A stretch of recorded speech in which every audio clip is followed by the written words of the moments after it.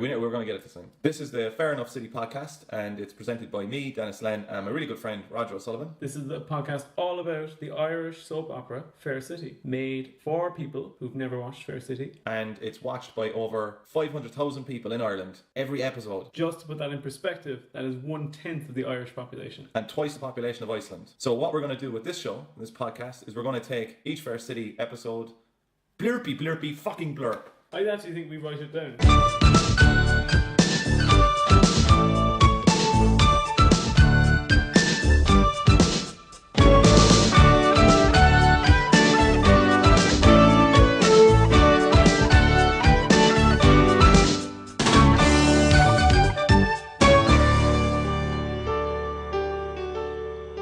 There was like 100,000 euros or dollars or whatever lost within an hour.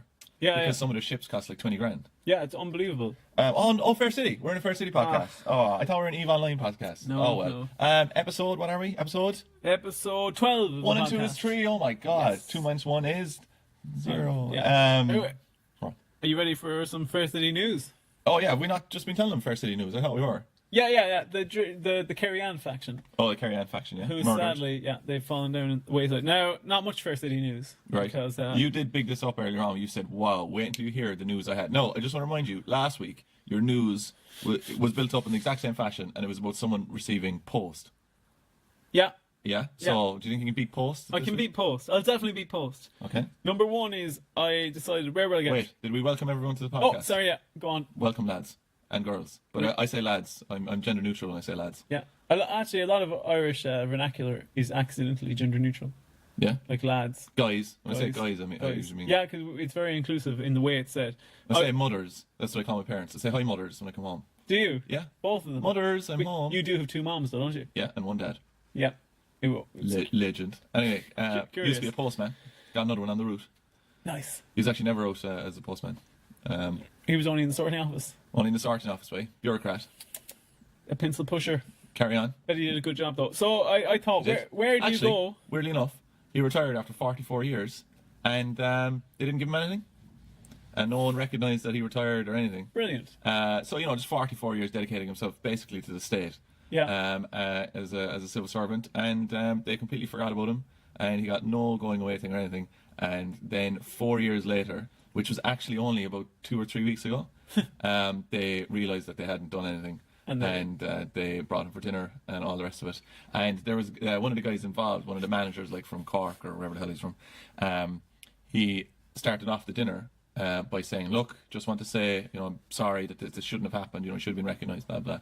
And then my dad goes, "Look, I want to stop you there now, because I'm sure it wasn't your fault." Slide dog. Nice. Anyway, carry on. Fair City news. Where would Here you it comes. go? Get ready, guys. Where would you Iceland. go first? Yeah.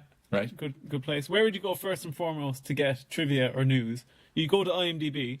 I went there. Didn't get anything, but I did get something interesting from that, which is, do you know what the IMDb description of Fair City is? Irish TV soap opera set in Carrickstown where everyone gets murdered every week. Not even. That would be better. Okay. Right? This is the description. Whoever wrote this must have thought. Don't look. I'm not looking. Whoever wrote this must have thought, I'll go back and fix this later. It's not even a sentence.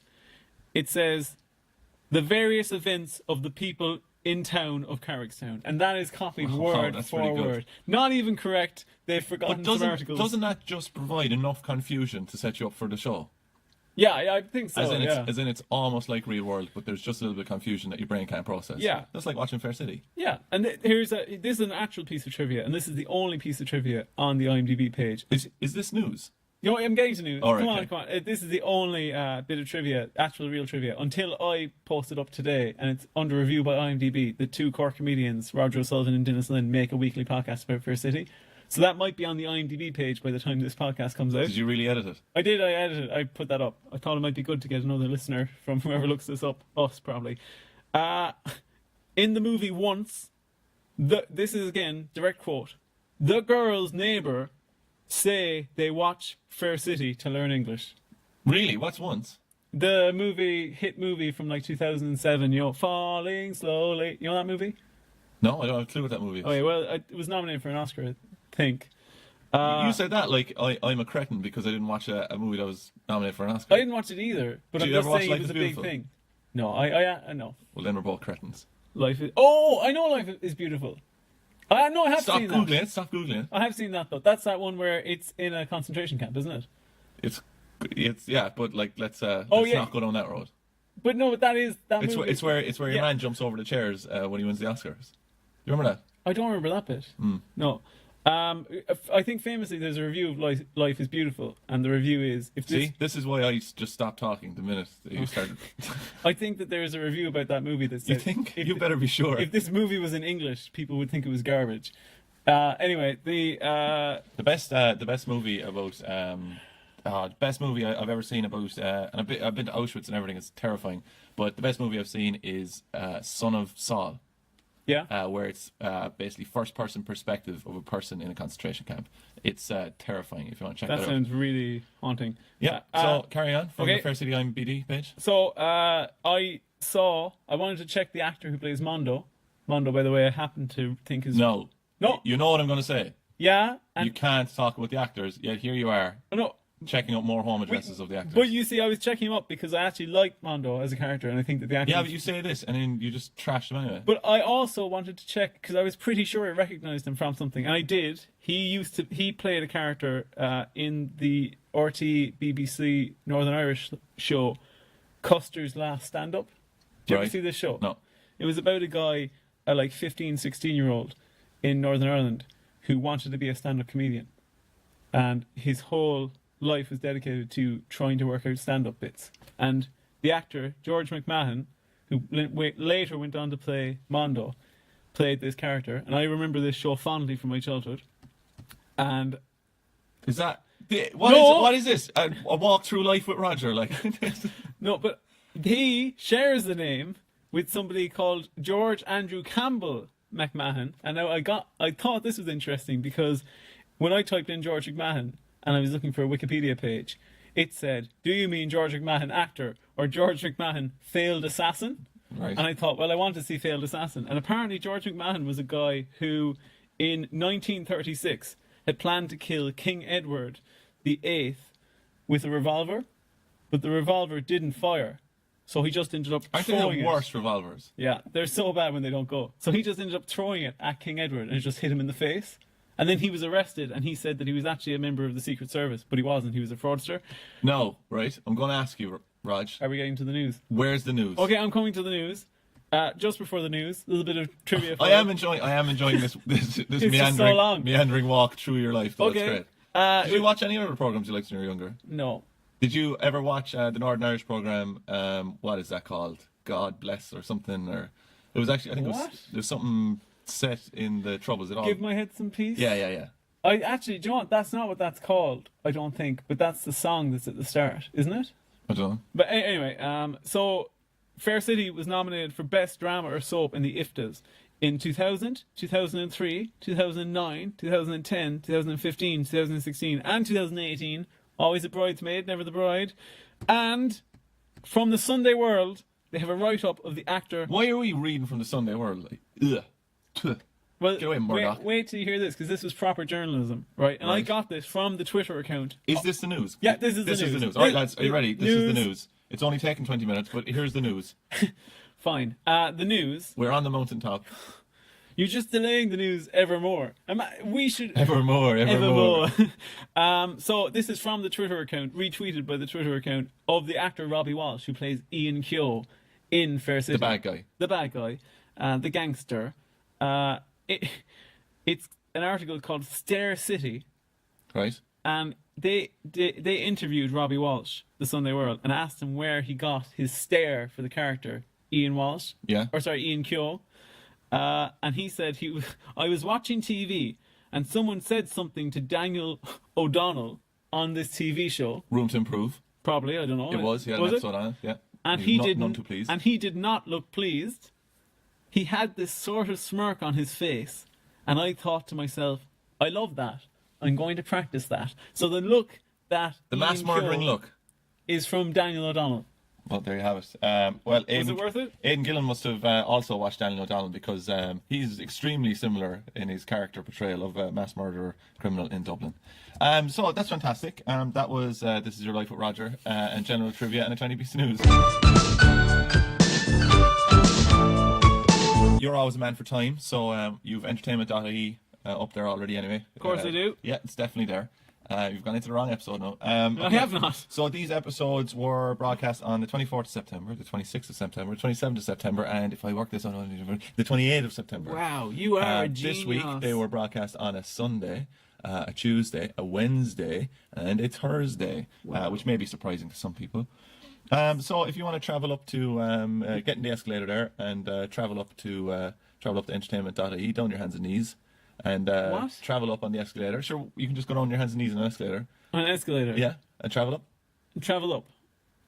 Okay. Are you gonna challenge me on what an escalator is? No, I'm standing up now. That's what. Would you prefer to go on a travelator? Would you want to go on the travelator at the end of Gladiators? Crawling up. Is that what you want to go on? So we're there now, lads. I didn't. Do you know, actually, sorry, there was one guy who used to train. I'm gone. One guy was training for the end of Gladiators. What do they call them? Challengers or whatever. Are they challengers? Yeah, I think so. Yeah. Gladiators. He was training for that. No, the other side of him. Oh. They were training to fight the gladiators. And what his friends used to do was, there were 6 of them, and they had a piece of road. And they used run at your man. And your man would run up the road. Like a full entire piece of tarmac. To basically simulate the travelator. And that's how he beat it. What? Yeah. Are you serious? No, I made it all up. Episode 1, Cristiano is devastated when Will's deception is revealed. Elsewhere, Robbie puts pressure on Damien to lie while Carol must choose between Yates and Robbie. Brackets, again. That's a bit of editorialization from entertainment.ie. Bit of tongue-in-dick there from entertainment.ie, wasn't it? What the hell did you just say? Tongue-in-cheek. Also tonight, Dick and Cheek, Deco and the Bishops prepare for Kerry Ann's funeral. Very good. Sounds like a real treat. You take the episode away there. So. No, we did it all wrong again. So what are the episodes focusing on this week? So you have Will and Mairead. Cristiano finding out that Will, his lover, has a wife called Mairead. You said that with a lot of passion there. And a daughter.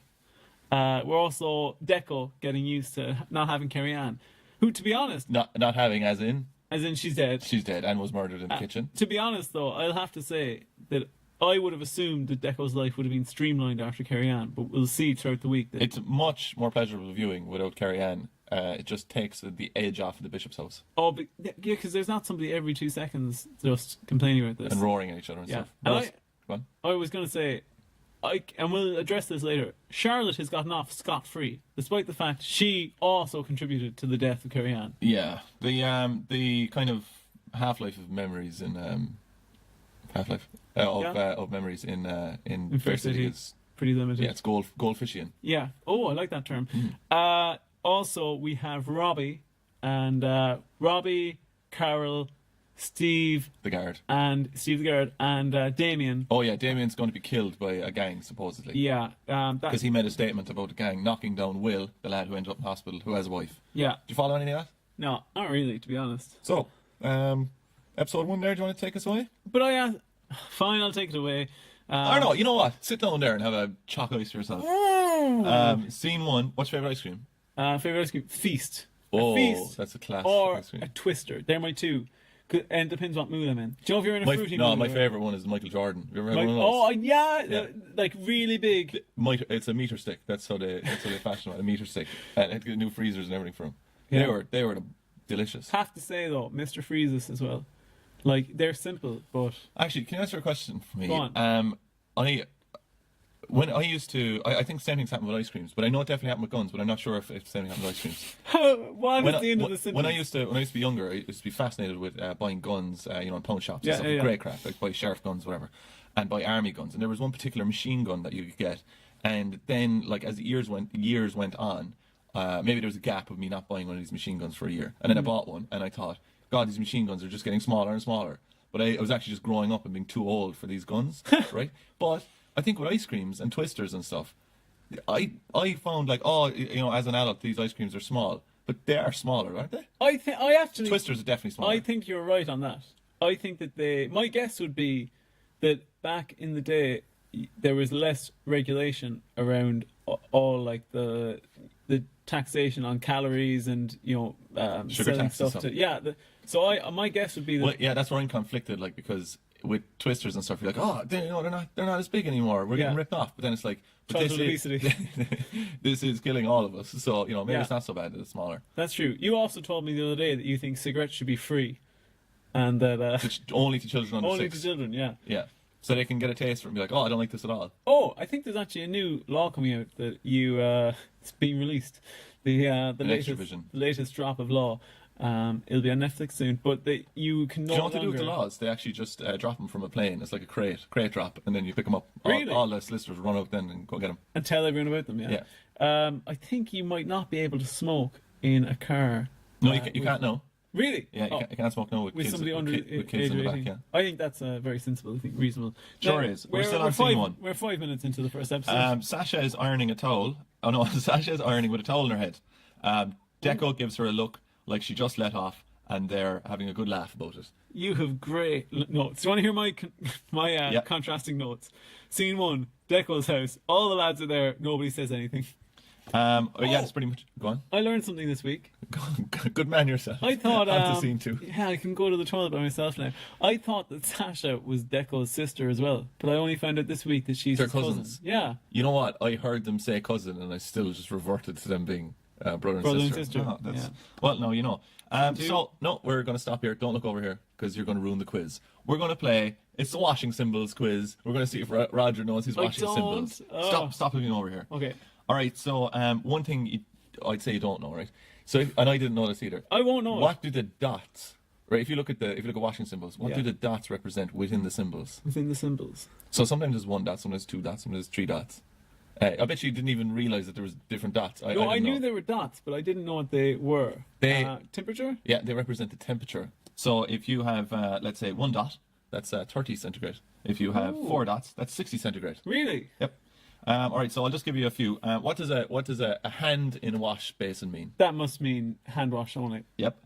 What does a triangle mean? A triangle? Stop looking over here. Well, I'm looking for the reference to the images. Is that Oh, you need a reference for triangle. Yeah, because is it equilateral? Is it isosceles? It's actually equilateral. But... Equilateral triangle. Okay, now we know. Is that tumble dry? No, that's bleach. What? Yeah. What have you been doing to your clothes, man? Oh, That's why nothing no. fits you and everything's white. Is this why all my clothes ride up like crop tops? Is this why I've been working on my midriff? What does an iron symbol mean? Is that iron it? No, tumble dry. Man, you did so bad. On to scene 2. We're in the street. It's Damien, Robbie, Mondo, and Cristiano. Yeah, what does this symbol mean? That means I'm having a great time doing this podcast with you, Denis. Damien casually, it means 1 chocolate ice. Damien casually says he's going to give a statement about Kyo knocking down Will. So Kyo's the bad guy. Damien witnessed it. Yeah. And he's going to give a statement to the guards about the whole thing. But unfortunately, he then discovers that Kyo is one of Dublin's most dangerous crims, which is a word we learned on Fair City. And he always thought he just looked a bit like Daniel O'Donnell. Yeah, there's a strange bit here as well where Cristiano is talking to Mondo, and he basically, in reference to Will being in hospital and eventually hopefully making it out of the danger zone, which is not what Kenny Loggins meant, he goes, if he gets through this, we're getting married. I don't care if he wants it or not. Yeah, I picked up on that as well. Bit strange. Crazy strange. stuff is that. Wait, doesn't he know at this stage, though, that he's already married? No. Oh, he hasn't found it out yet, okay. What's the maximum sentence you can get for a hit and run before 2013? Is this like murder? Or... just leaving the scene of a car accident. 5 years? 6 months. Wait, is what? That's the maximum sentence. Maximum? You could get at 2013 was 6 months. I only read this on an article in the Irish Times that said this law was coming in, and I just couldn't be arsed trying to find out whether or not it came in. Yeah. But they were lobbying to get it increased to 10 years maximum and 5,000 fine. That's pretty soft, isn't it? Like if 6 months. If it was maximum 6 months, I'd do it. I'd say probably drive on. Like that's like a friend of mine. I won't say who it is for obvious reasons after I complete the sentence. But a friend of mine decided, even though they're a learner driver, they decided they were going to remove their L plates because they said, "Oh, you get this much of a fine if you're caught with no fully qualified passenger with you, but you get this much fine, and also you can't drive for a year if you're caught like." Basically, I'd love if that's how the laws were explained to us. Oh yeah. You get this much, and this. This well, bad. You lobbied for that last month or last week. You said that everyone should know exactly what you get for things. Yeah, but there and making compulsory for children under 6 to smoke as well. Yeah, so that's true. So they don't like it, they don't smoke. Then. You have some strange opinions, but there was and I agree with all of them. But there was Their argument was... I could send us both down to Swanee there now by just... Hang on. There was an argument, though. I didn't think this was correct. What's happening? What are you talking I'm about? telling you about my friend who's decided they're not going to put up their L plates anymore because they think that decreases their chances of getting caught by the guards. Even though if you're caught by the guards with no L plates, you're banned from driving for a year. They're much stricter now, aren't they? Is that what it is now? You're banned for a year? Oh, if you're caught not having them up, that's like... Really? That's really, really bad. Will I take the next scene? You're a cretin. Will I take the next scene? Yeah, go on, yeah. Okay, scene 3, so we're in Vino's. Jake and Chris... Oh, this scene is a behemoth. Really? Oh, why Yeah. did I... Jake and Cristiano are anxious about the lack of information they're getting from Will inside the old hospital, because he's in a coma. Sasha comes in and offers her sympathies. And then John the guard and Steve the guard discuss the Kyo situation. Yeah, because they need people to make statements. Yeah. And Steve says, hey, Carol, in this horrendous relationship that we have, Yeah. are you going to, come over to the good side of things and make a statement against Kyo and all the rest of them? Really is a negative relationship. And she goes, I told you, I'm no rat. Yeah. Because they never pronounce the T on rat. Yeah. So you properly say rat. Did I mention about the burritos in this podcast before? And the rat? No? No? I was in a burrito place in Cork. If you want to get the best burritos in Cork, go to the Douglas Market on a Saturday morning and eat Brennan's burritos. You keep telling me you're going to take me to this. And if Brennan... Oh, don't bring this up now. That's like something Anna would say to me. Oh, great. You have a girlfriend. Great. Ha! So on Saturday, Saturday morning, go to Brendan's Burritos. It's class, right? But this wasn't actually where I was, right? I was in a lesser burrito place. Also, Brendan, if you want to throw us over a few burritos there on a Sunday, send them over. I'm veggie, by the way. Yeah, give him the skin of a burrito. Yeah, I'll just take the burrito skin. Can you take the skin off my burrito, please? 4 skins for Roger there, please. A circumcised burrito. So what was I saying? You were talking about a burrito and a rat. Oh yeah. And so I went into this burrito place, and this one was serving this young fella. He was like just about 17, 18. And it was just me and him and this one. And she was serving the guy, and she was putting like, it was just like kind of just chips, not chips, like what are they called? Like Doritos. What are they called? Nachos.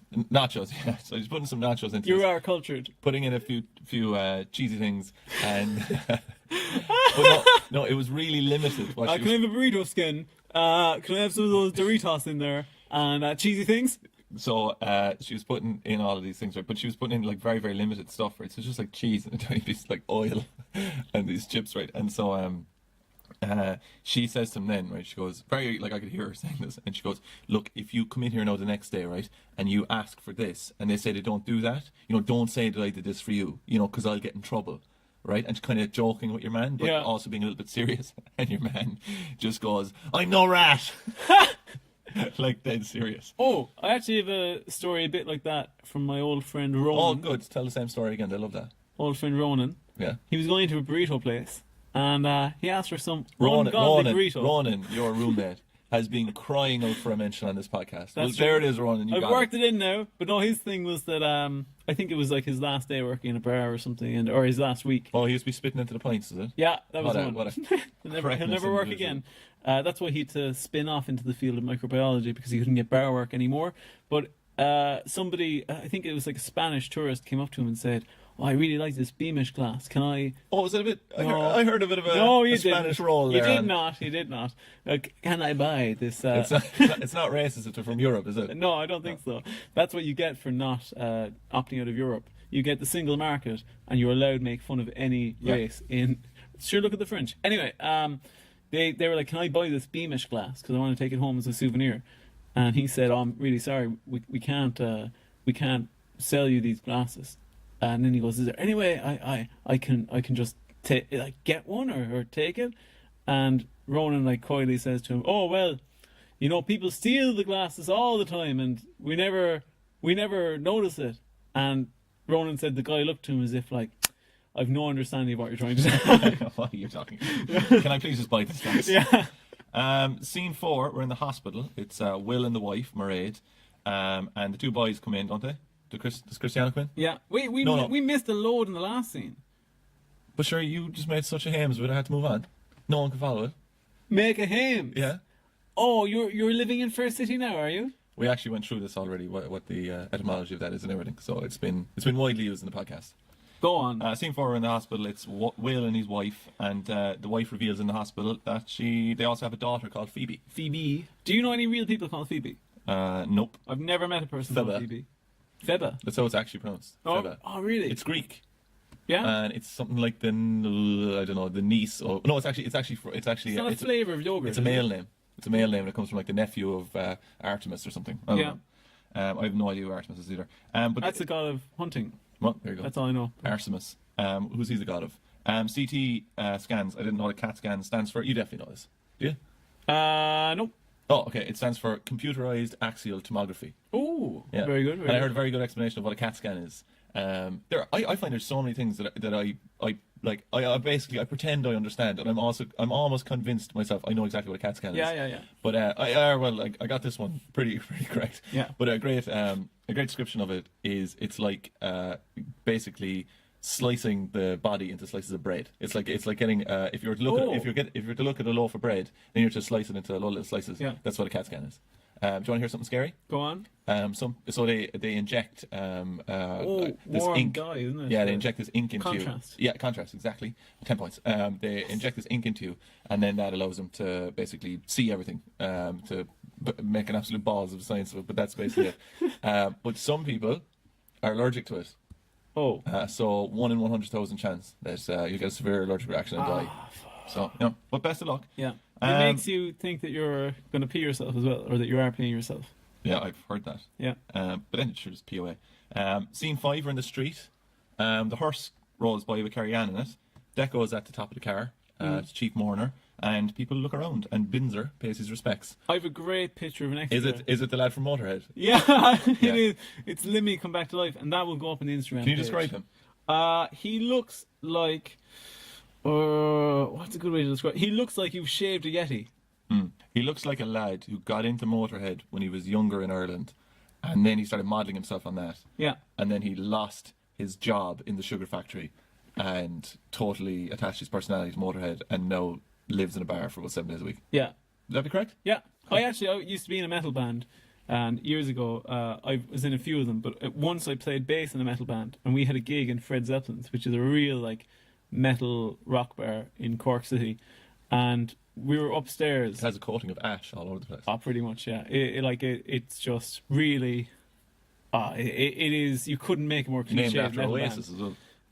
But when we were up there, there was nobody there when we started playing, and then all the old lads from the ground floor came up to the room that we were playing in and just started standing there. And every time we played a song they recognised, like a metal song, they'd just like bob their head a little bit and go, "Oh yeah!" And then at the end they just criticised everything we were playing. Brilliant. Yeah. That's what Ireland's all about, though, is criticising people that... Pretty much. Well, no, what you got to do, this is one thing I definitely, Irish stereotype, I definitely Believe love. in. I believe, and I also contribute to, is you got to build people up just enough, and then just as they're about to get ahead of themselves, you drag them back down, and you just abuse them with words. Who's a good example of that? I suppose People hate Saoirse Ronan. Sinead O'Connor. Oh, Sinead O'Connor is the perfect example, I think. Yeah. Totally destroyed her, because she was basically just put into a box of crazy Irish woman. Yeah. That's pretty much it, wasn't it? Actually, I have something about Sinead O'Connor in this, though. That's coming up later on. Scene 6, hospital. Chris and Jake. Chris forces himself into the room. Oh, thank God.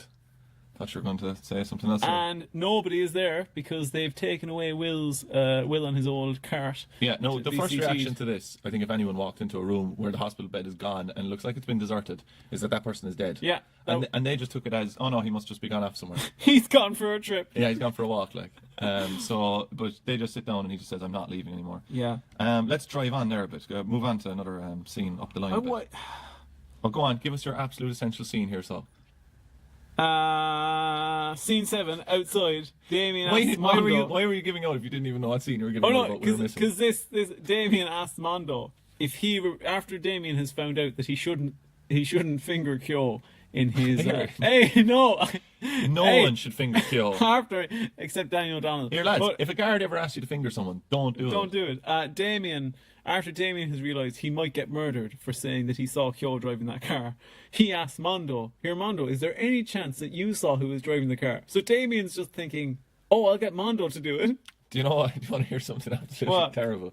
You just dug up some horrendous memory I never wanted to think of ever again from teenage cringe years. But I remember, before, like, Is this to do with? you'll just listen and you'll hear what it is. Before, like, if you hadn't shifted someone yet, and You were then called- and then like you were frigid or whatever, and then you were pariah for a while, like until you shifted someone. And then, like, the next step would be, like, let's where is this not going? deny it. The next step would be then you'd get a wank or you'd finger someone, and then you'd be left out in the cold again because you hadn't fingered someone. But I remember, I'm going. I remember this. I don't get why we have to deny that this sexual stuff happens either. Like, I remember at one point that there was, I don't know who it was, but there was someone like depressed off their heads about where they were in, like, because, like, to be honest, me and my friends and stuff, like, we weren't we were just hanging out in, like, forests and tree houses and stuff. Like, we were a little bit behind on the whole girls things. But Yeah, I thought I was going to go in a bad direction there. and so I remember this one guy, and he was like, "Oh, what's wrong?" Like, and he's like, "Oh, do you know, like, I didn't get that game I wanted for Christmas, and, like, my mom's always giving out to me, and I haven't even fingered anyone yet." Aww. But the best thing was, like, we didn't say, like, Jesus, don't mind that you eat it. Like, we were like, "It's all right, man. It's all right."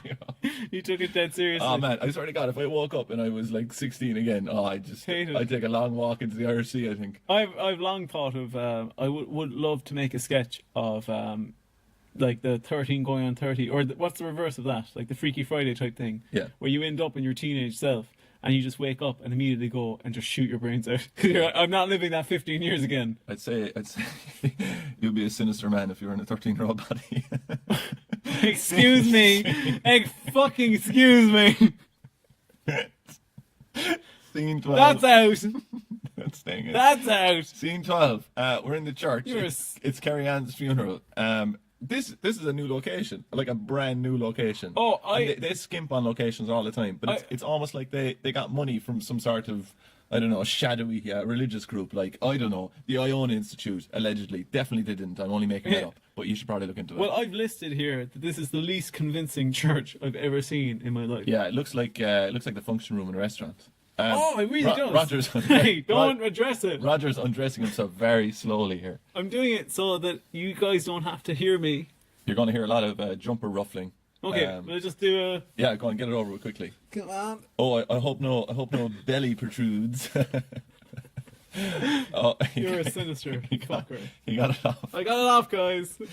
So Look, he's taking his job off. we're in Four Towels as well, in case we forgot or you didn't know this, but we're basically within a square of towels and pillows and blankets and all sorts. I've got a good idea. For...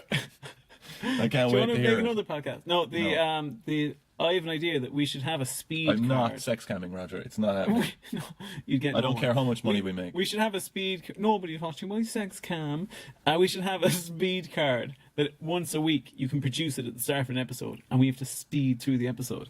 But you just like it's entirely obvious to everyone listening when you say we need to speed it up. You don't want to like get it in within time. You just want it to end. Yeah, fair enough. Can I get slow down cards? No. That's like go. All right, keep back going. to- Over okay. in the funeral. Father Get through Bertie. that. Father Bertie does. I'm sorry, a shout service in one of the least convincing church sets Service. I've ever It's seen. a very non-Catholic way to describe it. Oh, I'm sorry. No, he does a mass. Do- Does a oh, mass. okay, yeah. Does a big sermony mass. Would the communion for you, would that represent actually Jesus's body and blood, or is it just like the image of it? Oh, well, It's important though that you get that one right. well, let's just say I'm fully for transubstantiation, and I do. Dolores drops off some mementos. A wedding band. The circle reminds us that love has no ending, except now that Carrie Ann is dead, it does. And then the christening bracelet that was for which the church is trying to make a thing through Fair City. Let's just yeah, admit that. pretty much. And then he makes a joke that this is one of Carrie Ann's personal items, supposedly. Mm-hmm. She only had it for 6 hours before she died, because she was given it that morning, and then she was stabbed to death by Aoife that evening. So had it for a total of like 6 hours. Not a very loved possession. And he jokes he's only borrowing it from little baby Sam. I hate this priest, by the way. And then Why do you hate him? I hate him because he just seems smarmy. And he's making jokes in a funeral. That's our job. But then he says, oh, I've one last item from Carrie Ann's, very dear to Carrie Ann's life. It's super volumizing Rockstar Lashes 24-hour mascara. That's what she's buried with. Imagine. Look, some people like mascara. I'm going to bring in another one for old Ronan, your roommate. He's going to get 2 shout-outs in this podcast. Go on. He's going to be beside himself. You're walking around with a horn for the week, right? But you're saying that priests shouldn't make jokes in funerals, right? No. Yeah. One thing I do want to mention is Ronan's granddad unfortunately passed away recently, but he was a Fair City fan. Really? Granddad, yeah. So he's a Fair City fan. So Can we dedicate this episode to him? Dedicated to grandfather Harrington. But Ronan was telling me that at the funeral, the priest did a similar thing where he was just kind of like going around, like getting the bits and bobs, let's say, for communion or something like that. And he started telling them the story while their grandfather is in a coffin in front of the altar. And it was like, during the week, I was I live on my own, as you know, and I was making a sandwich for myself or something. And he was like, and I lost the remote control. And I couldn't find it anywhere, and I wandered around. This story goes on and on, and then he goes, and I was out, and I was getting something for my sandwich, and I opened the fridge, and I put it in the remote control, or I put the remote control in the fridge, and he goes, and that story doesn't really have anything to do with today, but Mr. Harrington was a very nice man. Oh, a great story. We have one other shout out to we won't say the person's name because they might not want it said, but we got our first piece of fan mail. Oh, I think we can say her name. We can say her name. Yeah. Go on there. It's Siobhan McSweeney. Yeah. Are you going to confirm that that's what it is? It is. It's Siobhan McSweeney. Because the reason you asked me was because you couldn't remember. No, I remember it. Oh, okay, I think. Anyway, she sent us our first piece of fan mail on Instagram, and we get fan mail the whole time. Oh yeah, like this is nothing unusual or anything. Yeah, it's not like and I was actually asked for my autograph this morning in Penny's. Here, can you keep it about our fans there for 2 seconds, not bring it back to yourself? Well, go on.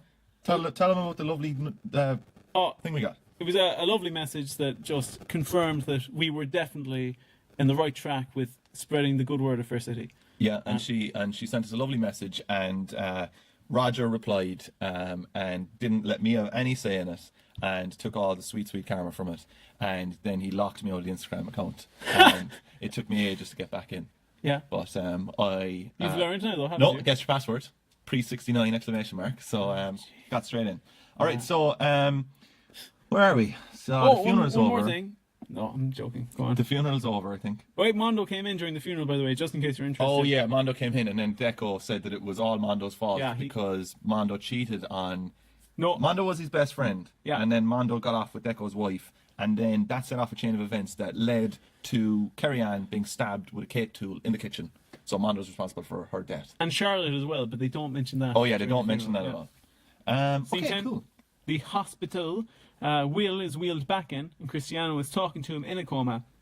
Will's wife, Mairead, asks, "Who the hell are you?" And she also says, immediately after she's gone, "Who are you?" She says, "By the way, he has a brain bleed." Oh, I should have asked Anna about brain bleeds. Who's Anna? Anna's my girlfriend. Oh, you have a girlfriend. Yeah, sorry. Actually, you almost didn't mention that 5 times in this podcast. Yeah, but she is a doctor, so brilliant. Yeah, and also I'll ask her about brain bleeds, and I won't mention it next week. That'll be a good night out, won't it? Yeah. Oh, could you tell me about brain bleeds? It's just saying the same thing. Brain bleeds. It's one of those. We have lost the run of ourselves, Roger. This is the longest. Come on. Jake covers for who Chris is. That's what your man said. What? This is the longest yet. We Jesus. We had a thing. Did you know that covering is the term for when horses have sex? Oh, what do you want about? Yeah, what do you want about? And why did you bring that up after I said that about your mother? Oh, because in secondary school, when a teacher would come in, and we had learned that from in primary school, we'd learned that from a teacher. I don't know why he told us that. Yeah, and then when a teacher would come in, and we'd go, who are you? Like a sub teacher. They said, I'm just covering for whoever. The whole class would laugh, and they had no idea why they were laughing. And then somebody would say, like a horse having sex. I've never in my life heard that covering thing. Do you know when we were in primary school? Oh, you're derailing us now. Well, we're just going to skip on. No, loads of scenes we after need this. that hospital scene. But we were in. We needed. We were in. We were in primary school, and one of the teachers, who I'll call Mr. Murphy, oh no, that wasn't his name. Mr. Murphy, right? We got an editing suite, which was basically like a VCR at the time, you know, like, you know, the way everything had to be separate and not just on your phone. So it was an editing suite, and we're going to make, this is a catchphrase between my friends, because this is kind of how he spoke. He goes, we'll make a movie, right? So he kind of spoke like Kermit, right? So we said, oh, we'll make a movie. So we made Cinderella, right? And it's all boys school, and we did some scenes in the staff room and this kind of thing, and it was something about Cinderella, and like a lot of lads dressed up in dresses and wigs and all this kind of crack. Never saw it, don't know where it went, don't know what it was, have no idea what it was, and it was never mentioned ever again. Brilliant. So there you go. What scene do you want to go into? So no, we need the hospital scene. Okay. Basically, Cristiano's there, and Mairead, Will's wife, is like, "Oh, who are you?" And Chris is just on the precipice of saying, "I'm his lover." And Jake, his brother, covers for him and says, "Oh, he's a good friend." Jake is his brother. That makes so much more sense. I knew that before, but their accents are so wildly different. Yeah, they're not quite. That's a bit like you and your brother. I met your brother recently, and you guys don't have exactly the same type of. If we were two characters in Fair City, would you think that like it was just bad casting? Yeah, except that you look. I can see the similarities, like. All right, in your faces. That's enough. All right. Okay. Your face started dropping. Your face started. You're an idiot, Denis. Oh, what the hell was that? Wait, it was a dinosaur being born. Wait a minute. I have listed here that they kind of subverted my expectations a tiny bit, because I thought. Well done. After 12 episodes. What? To Fair City, like not you. Not Okay, brilliant. Thanks. That it subverted my expectations, because I thought that Chris would be not be the one. Mm-hmm. Go on. Okay, fine. I thought that Mairead would get the shock that Chris was Will's lover. Like, I thought that would happen immediately. Yeah. But they actually subverted my expectations, because now all the burden is on Chris's mind, Cristiano, and he has to deal with the fact that he's only the lover on the side. If we skip on a little bit, right? We skip on to scene 13, I think. Actually, it's probably just like one scene, but it's where they're in the hospital again. And the Phoebe, the daughter, is there of Will and Mairead, and she says to the two lads, to Jake and Chris, "This is Phoebe, our daughter. Phoebe, these are your dad's friends." Right? Yeah. Now, she says it in a way of like, these are your dad's friends. I've never met them. I don't know who the hell they are, but you know, your dad used to hang around them. Yeah. If this ever happens to you, right? If this moment ever happens to you, I can say you can pretty much guarantee that your dad is banging one of those men. Yeah, 100%. Pretty much. If not both. If not both, at the same time. We had a teacher in secondary school who once told us about. He was very religious, and he was very religious. And he once told us this long thing about how, you know, obviously now it's okay for people to be gay, but he said that he had a friend. He had a friend who was gay. The internet's fooled me. Ooh. He had a friend who was gay, and still, because it was very conservative Ireland, married a woman and had children with that woman. And he said he loves his wife, but he doesn't love his wife. And this story he was telling us was supposed to put a spin on, you see, you can still have a good life even if you're gay, as long as you hide it. And we were all just like, that's an excellent life lesson. We were like, how can you be telling 15-year-olds this, sir? Excellent life lesson. I had a history teacher who didn't have a history book. So we go on to scene 14 in a station yard, I think, even though it looks really different. Oh, is this the smoking area or no? Yeah. I thought this was confusing. Mondo and Damien are there, and Mondo reveals that Deco told him at the funeral that he was responsible for what happened to Carrie Ann, which we went through earlier on. Here, can I just point out one thing? Damien is drinking a pint, and it's probably 12 in the day. Oh yeah, I know they're all functioning alcoholics. Yeah, like, absolutely. Go on. But Mondo says to like everyone's life falling apart. He says it's like watching dominoes fall one by one. One by one, yeah. Right, and then I obviously went and had a look at what dominoes are all about. Yeah, I had a look at dominoes. So the Song Dynasty in China were the first lads to play with dominoes in 1232. Good lads. But there's actually one. This is weird, right? The name domino is most likely from the resemblance to a kind of carnival costume worn during the Venetian carnival, often consisting of a black hooded robe and a white mask. What? What does that mean? Anyway, but there's a really good thing. There was in the Wikipedia page, it has notable domino games, and I was expecting a whole list, but it's just one, and it's about Titusville, Florida, and Colonel Henry T. Titus versus Captain Clark Rice played in a game of dominoes for the naming of Titusville, Florida. So I assume you know who won that game. Wait, what was the other guy's name? Because I want to see what it would have been called. Captain Clark Rice. So it would have just been called Riceville. Yeah, Riceville, Florida. That's That's not bad. not as good though. Scene 15. McCoy's, Robbie, Carl, and the two cool guards are there. And Robbie has a private word with Carl.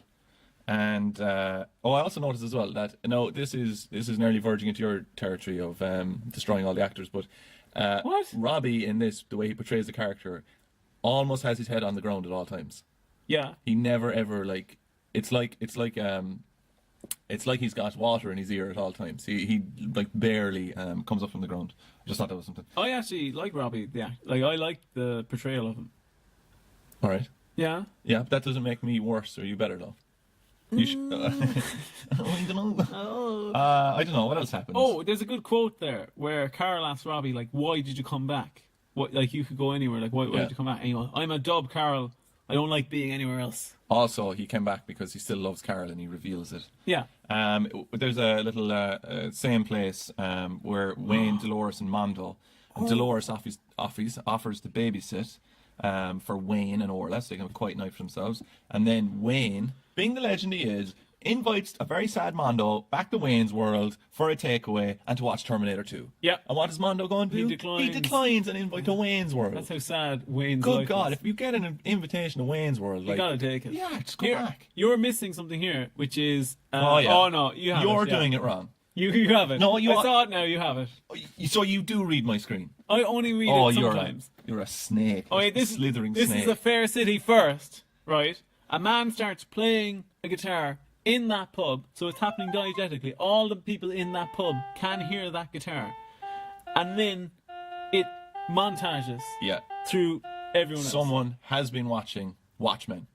Yeah, I think They're watching The Times Are Changing intro to Watchmen. Yeah. And it is that, isn't it? Isn't that the Oh, intro? yeah, that is. But it's a musical montage, and Wayne from Wayne's World saves the fucking day because he goes over to Mondo, and Mondo embraces Wayne, the strength of Wayne. Yeah.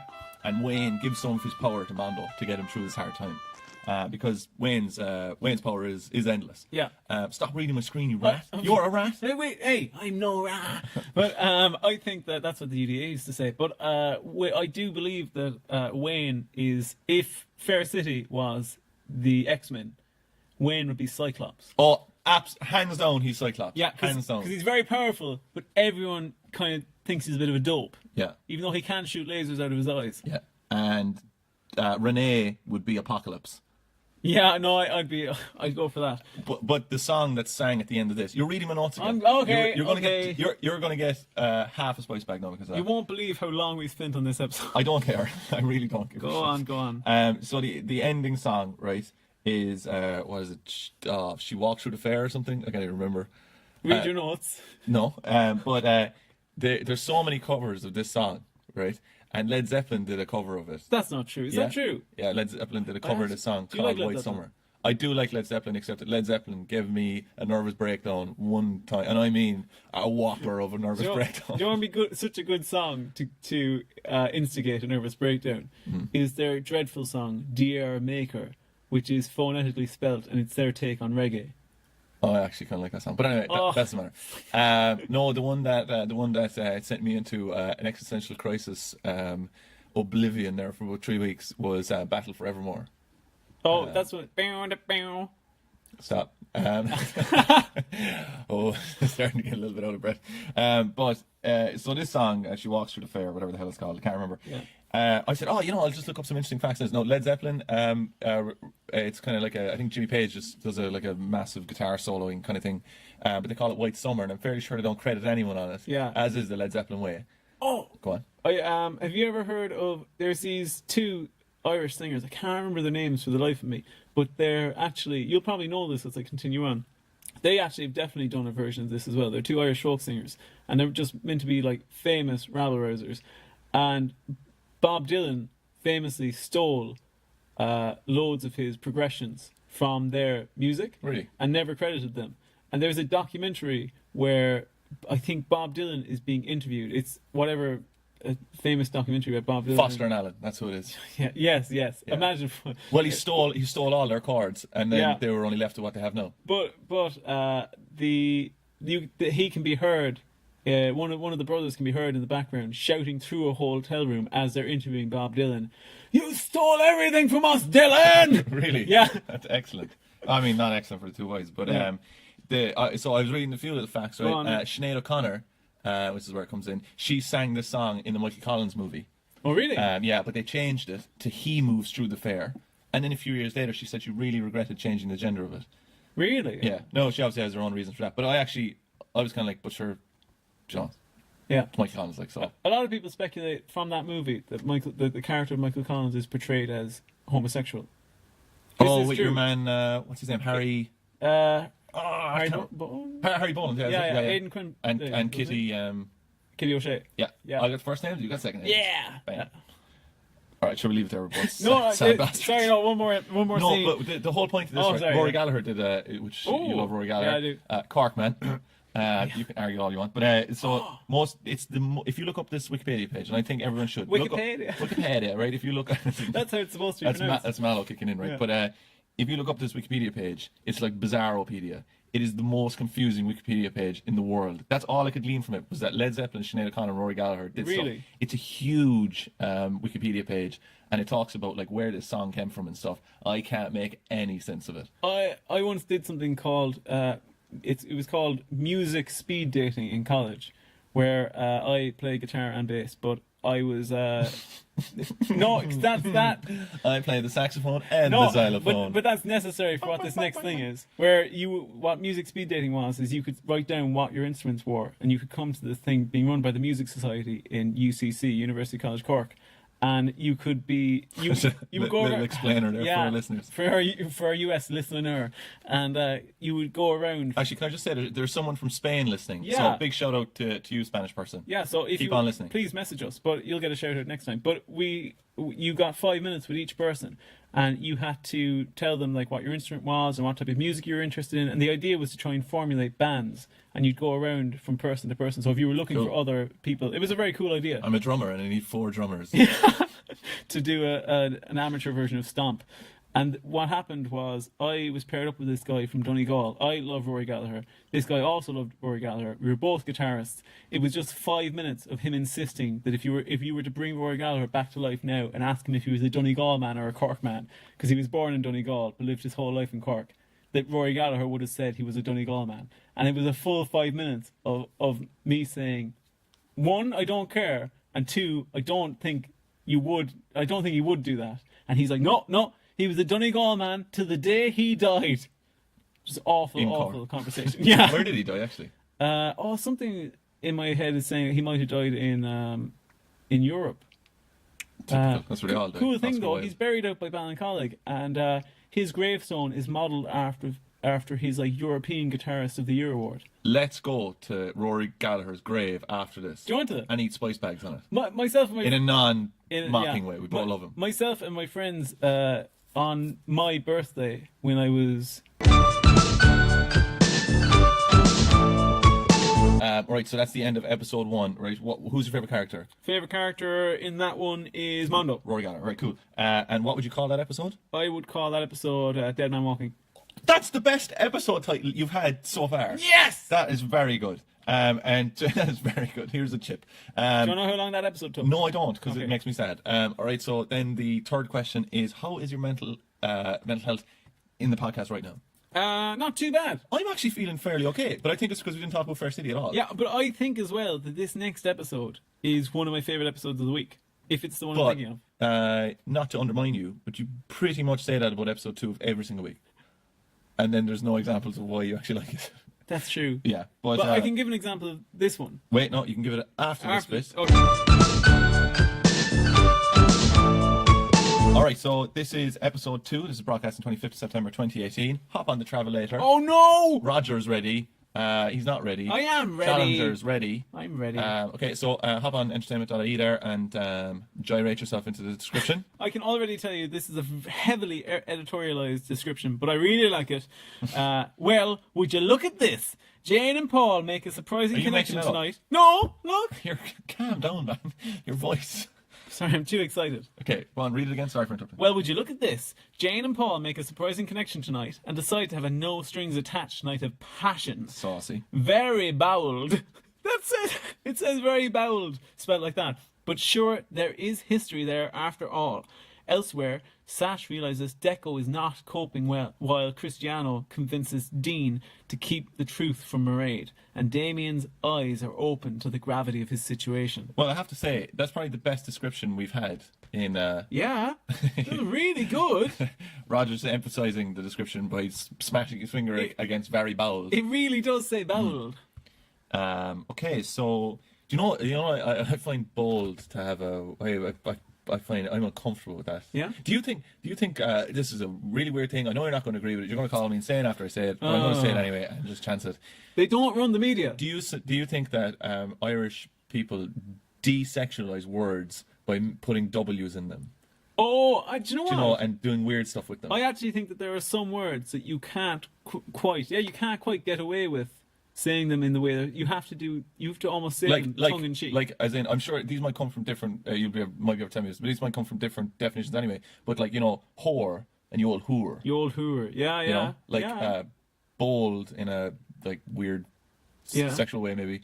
And then like, bowled. She's bowled. Or you told me before that you used to say, "Ooh, I just cummed." Oh, for God's sake. You're an absolute liability on this podcast. Like. But you know what, right? I wasn't actually going to say it, right? But you told me before that you say, I made cummies. That's what you say, I made cummies. That's way worse. Scene one, we're something in your throat. Location, we're in the laundry place. The laundrette, by the way. Oh, where would I be without you correcting everything I say? Characters, Paul, Jane and Huey. Paul needs some business shirts washed because they're all cummies. And Jane says... Oh no!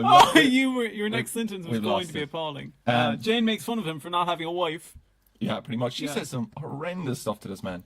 One of the things he says, basically he's bringing in his washing, so he's not using the washing machine. She goes, or maybe you don't know how to work it since your wife left you. Yeah. No, I think that's funny because that's a stupid sentence because that means while she was there, he would know how to work it, and then when she went away, he lost the ability to use a washing machine. Yeah, but you know what I find confusing about this, and I didn't ask anyone who would have been in the know, e.g., my mom or my sister, about whether if you relate this to washing machines, the podcast has been closed for business. No, it's about Fair City. Is it about Fair City? It's about Jane and Paul, because I think that I just realised now what you were suggesting, but no, I was not suggesting anything. No, but I just thought you were going to take us down a 1950s road. Jane wasn't Paul's wife.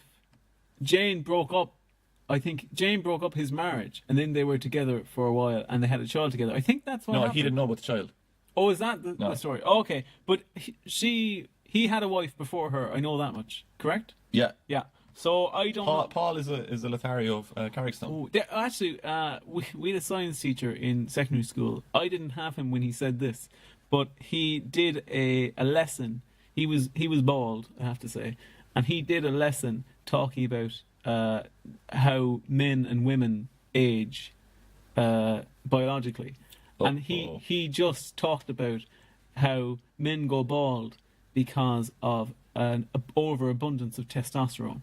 And his whole lesson, my friend was in this lesson, like, his whole lesson was like, it sounds like phrenology or something. Oh, yeah, it's that you can get testosterone baldness, but it's not the only way you get baldness. But his whole lesson was like, men who go bald are more virile, more fertile, they make better partners. His whole... But he was bald, yeah. It was a propaganda. You can go bald if you shave your head. That's true. Yeah. They were talking about starching their clothes here as well. And then that was something else that I just assumed that I knew what starching was. But I didn't know what starching was. Do you know what starching is? Starching is... Starching, as you read my notes on. Starching is... No, starching, it's just putting on that spray, that starch spray onto shirts as you iron them to give them like a more crisp feel, isn't it? Crisp. Roger signals the word crisp by kind of patting his thumb off his first three fingers. That means crisp. Crisp.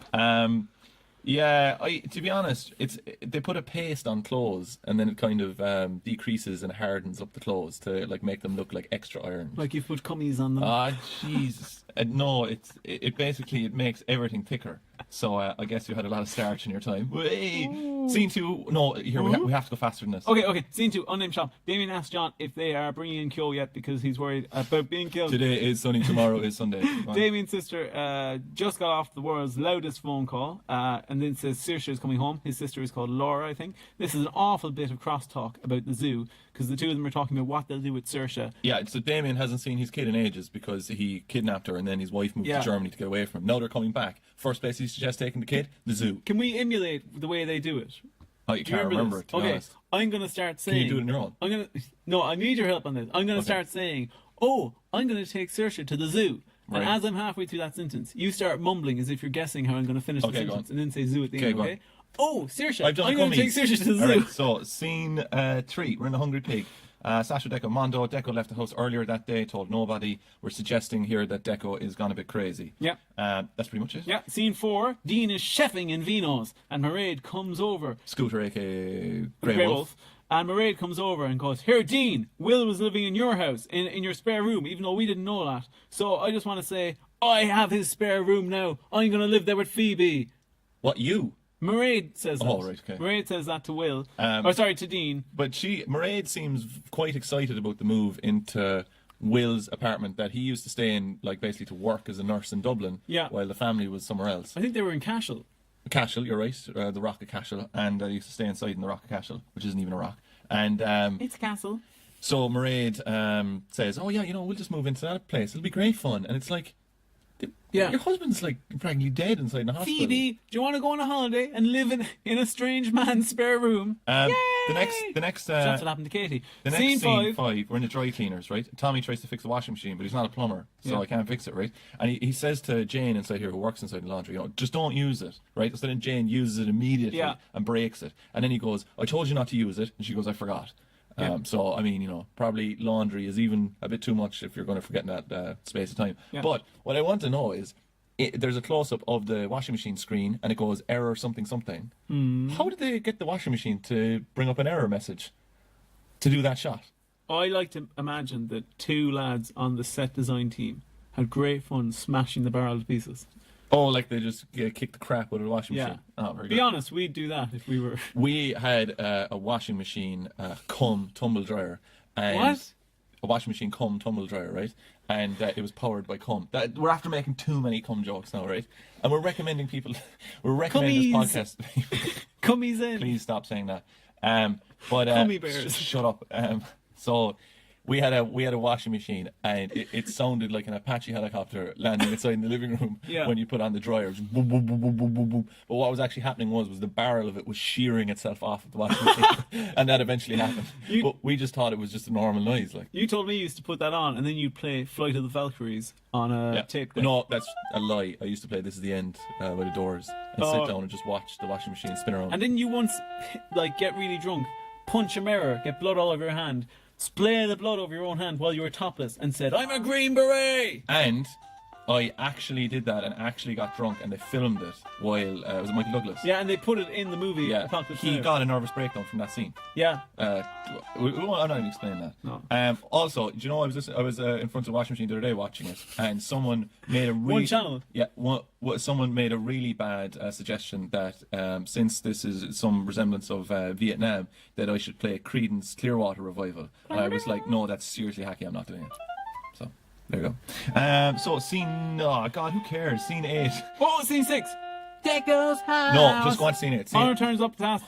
Fine, go on. Scene 8, right? Aidan is sitting down inside Damien's house. Aidan's the bad lad. Oh, sorry.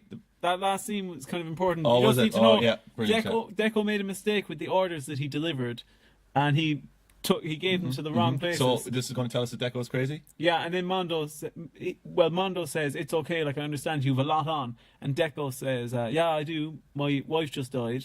Your lover. And by the way..." Farmer. But yeah, by the way, I think you set me up, Mondo. That's what Deco thinks. Yeah, so it just demonstrates that he's crazy, which the last 6 scenes did as well, so there's no need to go into that scene. It was needed. Scene 8, Damien comes into his house. Aidan, the second bad lad, is sitting down watching TV, and to intimidate Damien, because Damien's making a statement, has made a statement to the guards, and they want him to retract it and probably going to kill him. And he does a finger gun to Damien's head. Yeah. To signify, I think, they're going to stab him. Scene 9, Aidan is strangling Damien when we come back from the ad break, and he's growling like a tiger. And Robbie comes in to the rescue with a classic wrench. Yeah. And he says, Aidan, get out of here, because Robbie already beat the crap out of him. Yeah. Scene 8, we're in the park. Paul joins Jane there.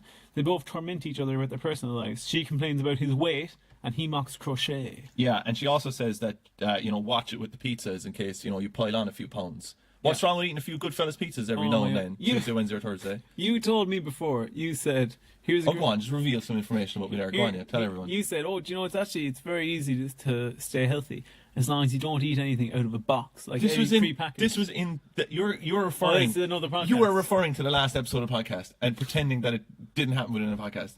You've lost your fucking mind. And the whole point of that last one in the last episode was the fact that I said that you should not eat out of a box, but I do it anyway.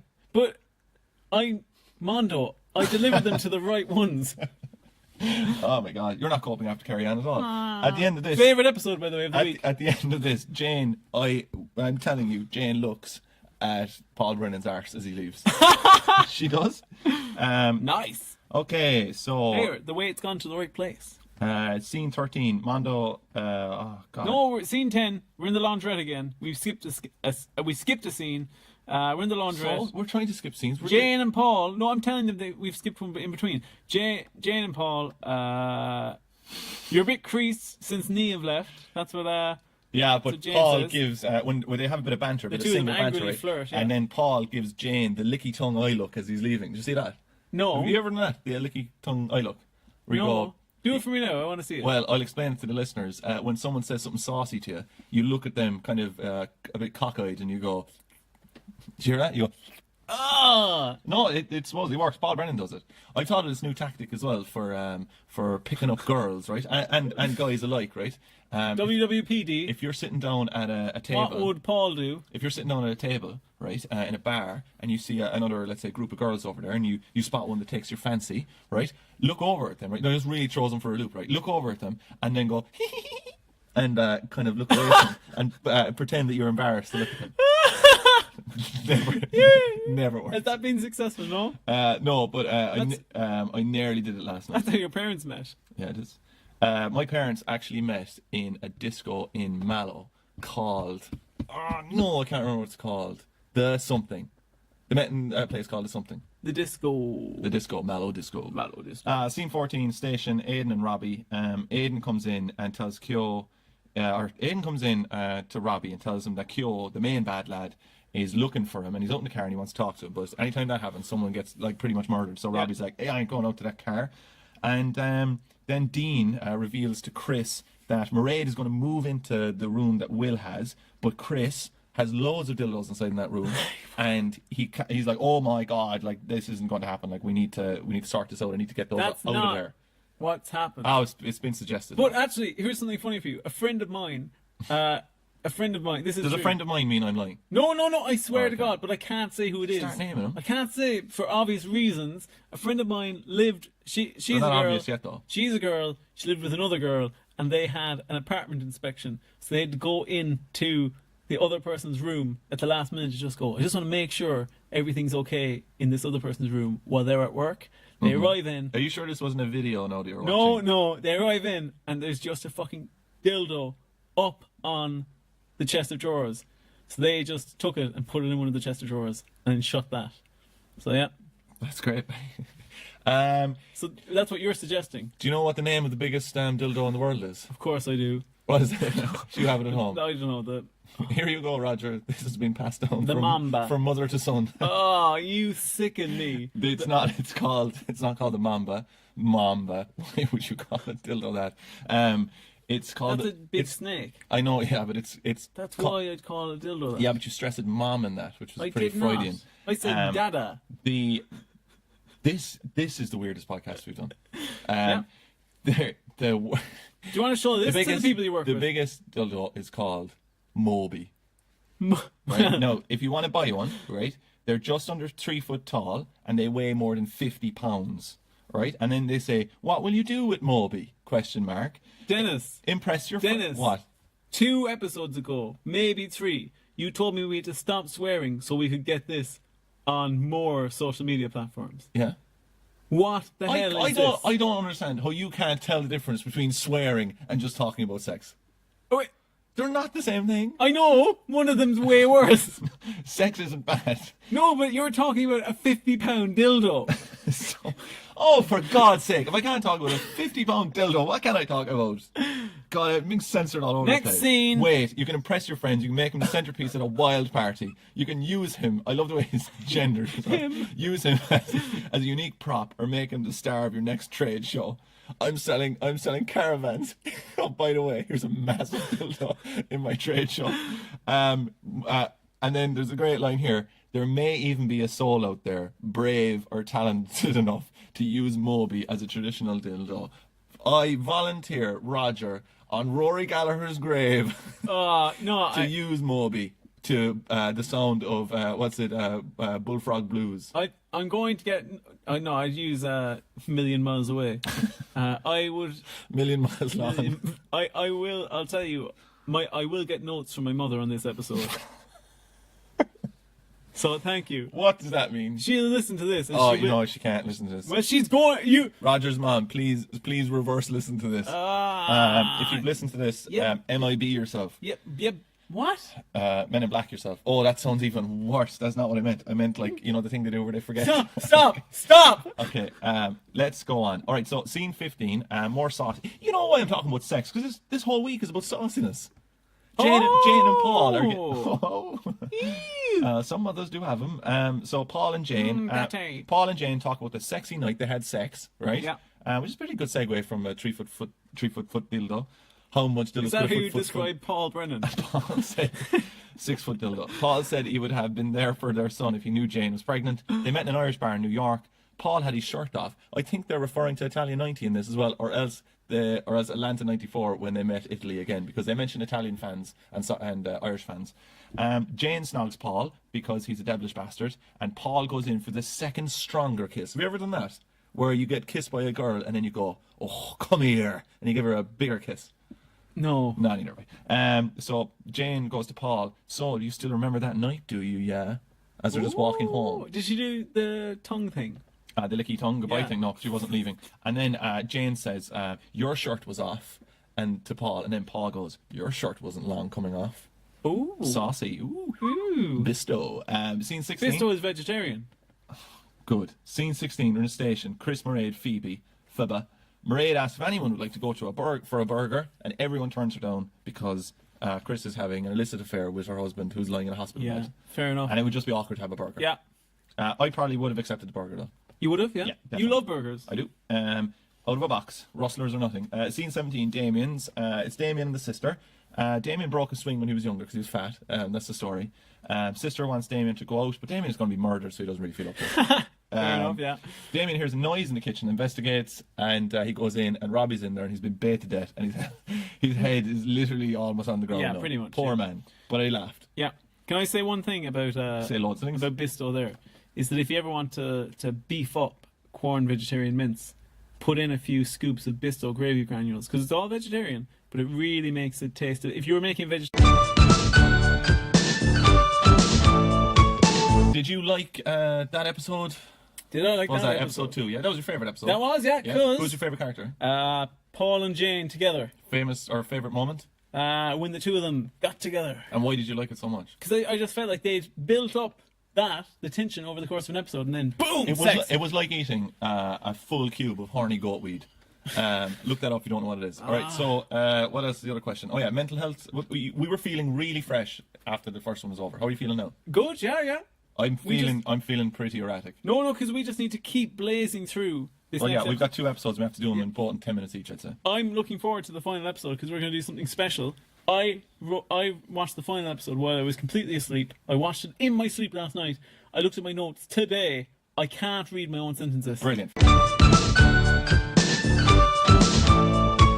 So, So, this is episode 3. It was broadcast on Wednesday 26th of September.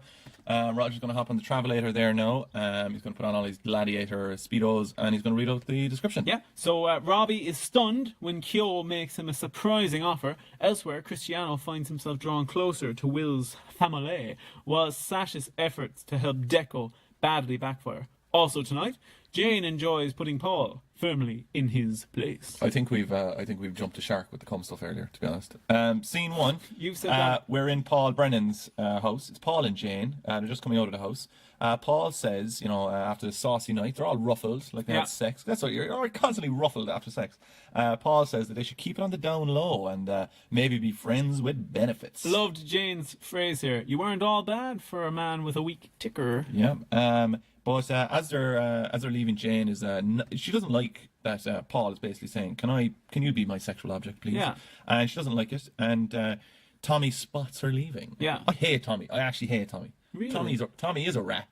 Like, as in, he's just always meddling. He is, yeah. Scene 2, Vino's and Dolores, Chris, Jake and Dean are there. You actually can pinpoint when you're losing your mind when you start just doing all different voices. Okay. Mairead comes in and says that she isn't going to the hospital today. She just announced it everywhere. I'm not going to the hospital today. Any takers? And Chris is like, oh, I'll sneak to the hospital while Mairead's not there.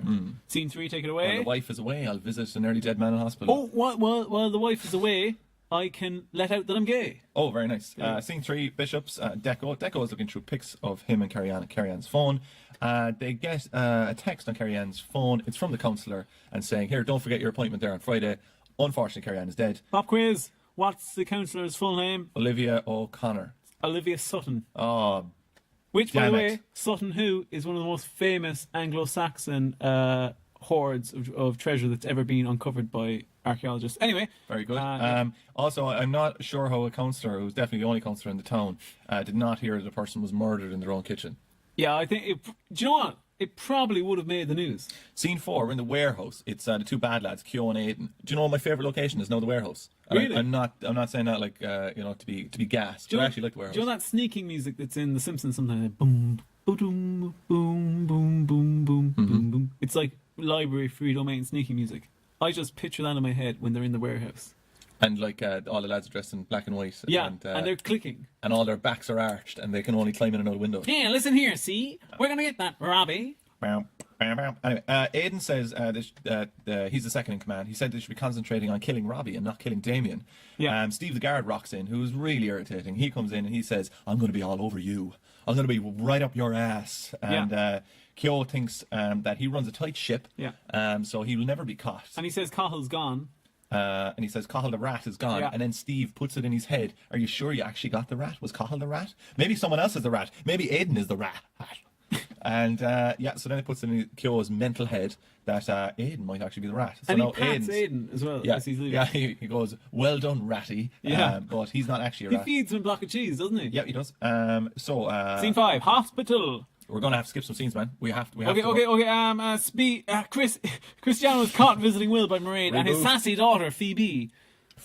They mentioned that she's sassy. That's why I said that. I haven't decided she's sassy. They have a big scene where they say, "Ooh, I'm distancing myself." They have a big scene where they go, "Yeah, sure they do." Scene 7, we're in the supermarket. It's Dean and Jake. Jake is not happy with how Chris is handling things because Chris is perpetuating the lie that they're just friends with Will when actually Will and himself have sexualizing themselves. What? I don't know. They have sex together, and he's not telling the wife because he doesn't want the wife to go through any more horrible stuff. Yeah. Kyo also comes over to Damien with Aidan there, and basically This is a good scene. Yeah, no, it actually is. I like this scene. He tells Aidan, he goes, "There you go, like hurt Damien in public, beat the shit out of Damien," and Aidan won't do it because he's like, "We're in public, like there's so many witnesses, we're in public," and then eventually Damien leaves, and Kyo says it's your lucky day. He's lost his battle about Aidan, And then he goes, get me a chocolate ice and get one for yourself too. Did you miss that? I swear to God he said that.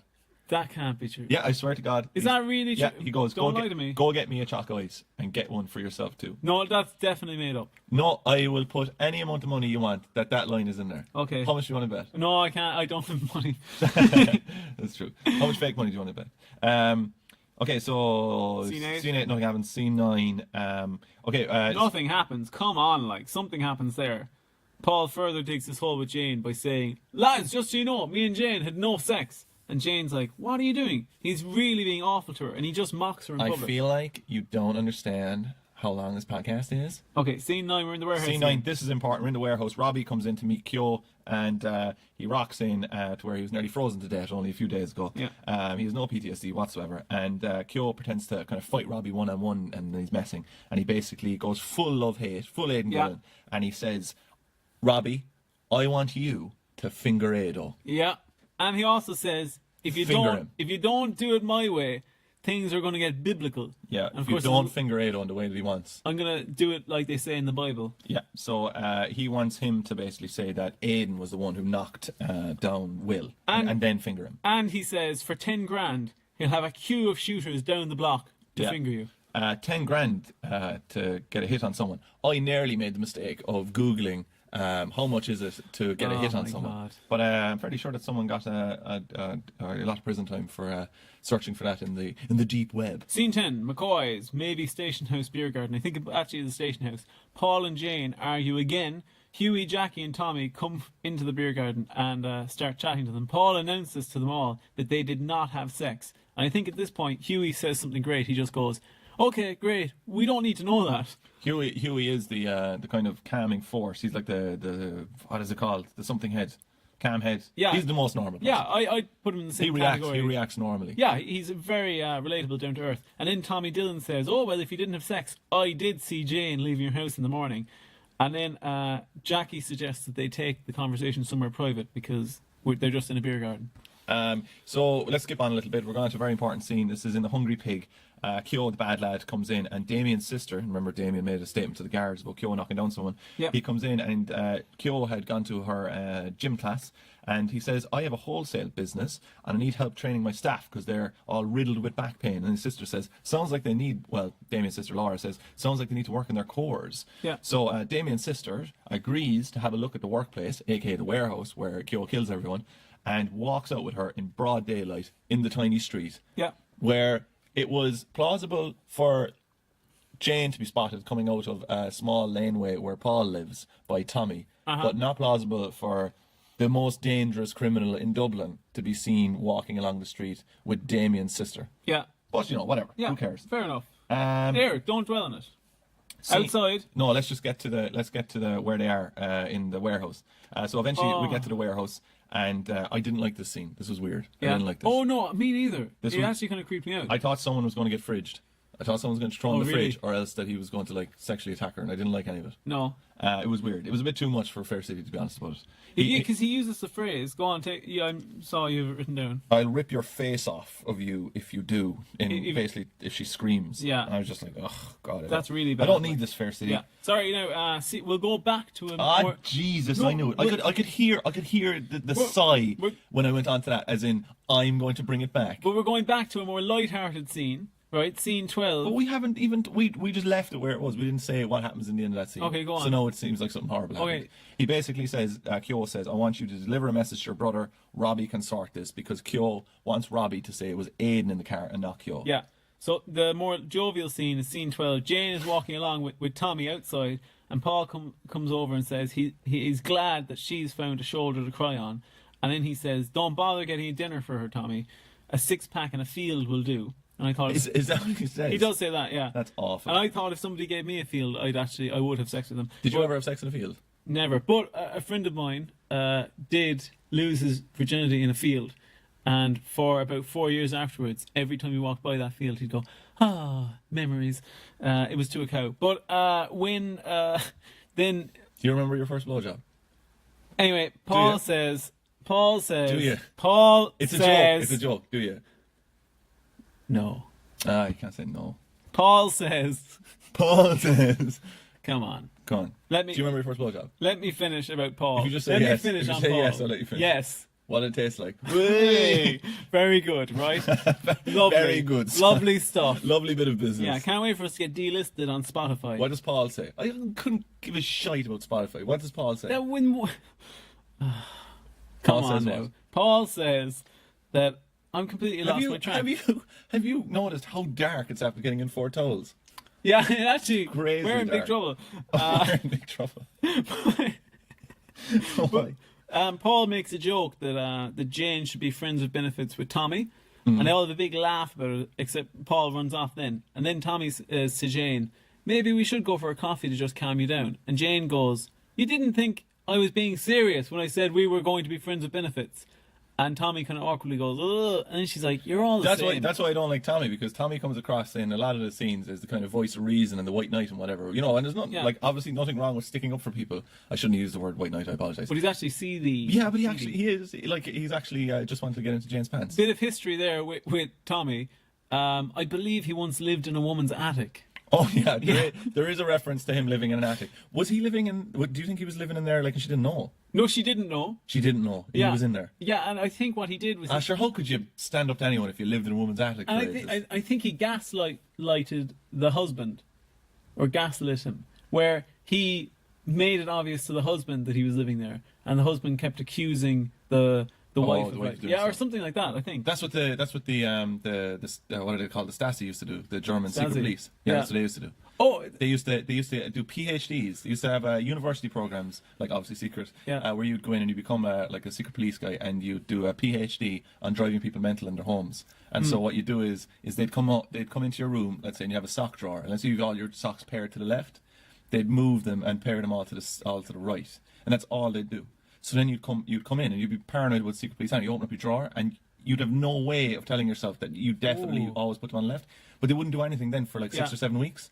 And then you'd come back and you'd find that your toothpaste was like, you know, in a different, like over on another shelf or something. I have a great story about the Stasi. Oh, wait, can I just tell why they did that? Because it just makes no sense otherwise. Is that they wanted to make you paranoid. And then what you do is you start talking to your neighbours about it. And you say, I think the secret police are onto me, or whatever. And then that would be enough for your neighbours to report you.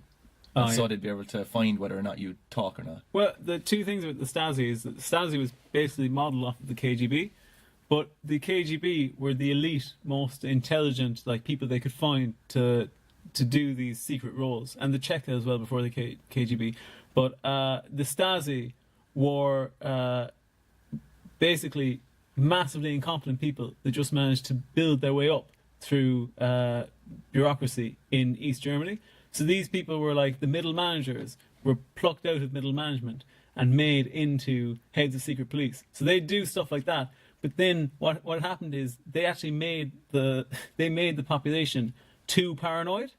So you'd have whole areas of East Germany where literally whole rungs of people, like terrace houses, whole terraces of hundreds of people had all reported each other to the secret police. So the Stasi couldn't use any of the information because they just had thousands of people. I think we actually brought this up in a previous podcast, but I'm not sure. Yeah. But I just want to say one interesting thing. When I went over and visited one of the prisons in Berlin, the main one there, the guy who was the last manager of the place, like, and this place was secret. It was like, as in it was out in the open, but you know, no one acknowledged it was there. The last guy who was a manager in there is now living beside the Lidl. Like right next to the prison. All right, scene 17, we're in the Bishops. It's Deco, Sasha, and Olivia. Olivia comes in for another home visit. She's a psychologist person, or a therapist, and I was just saying that must cost €1 million an hour for her to call in. Yeah. Deco obviously tells her to leave, because that's what always happens when someone comes in. Yeah. And he's worried that if he does get counselling, that they'll take Sam away from him. Yeah. Which, in fairness, is a... fair enough worry, like. Fair enough worry.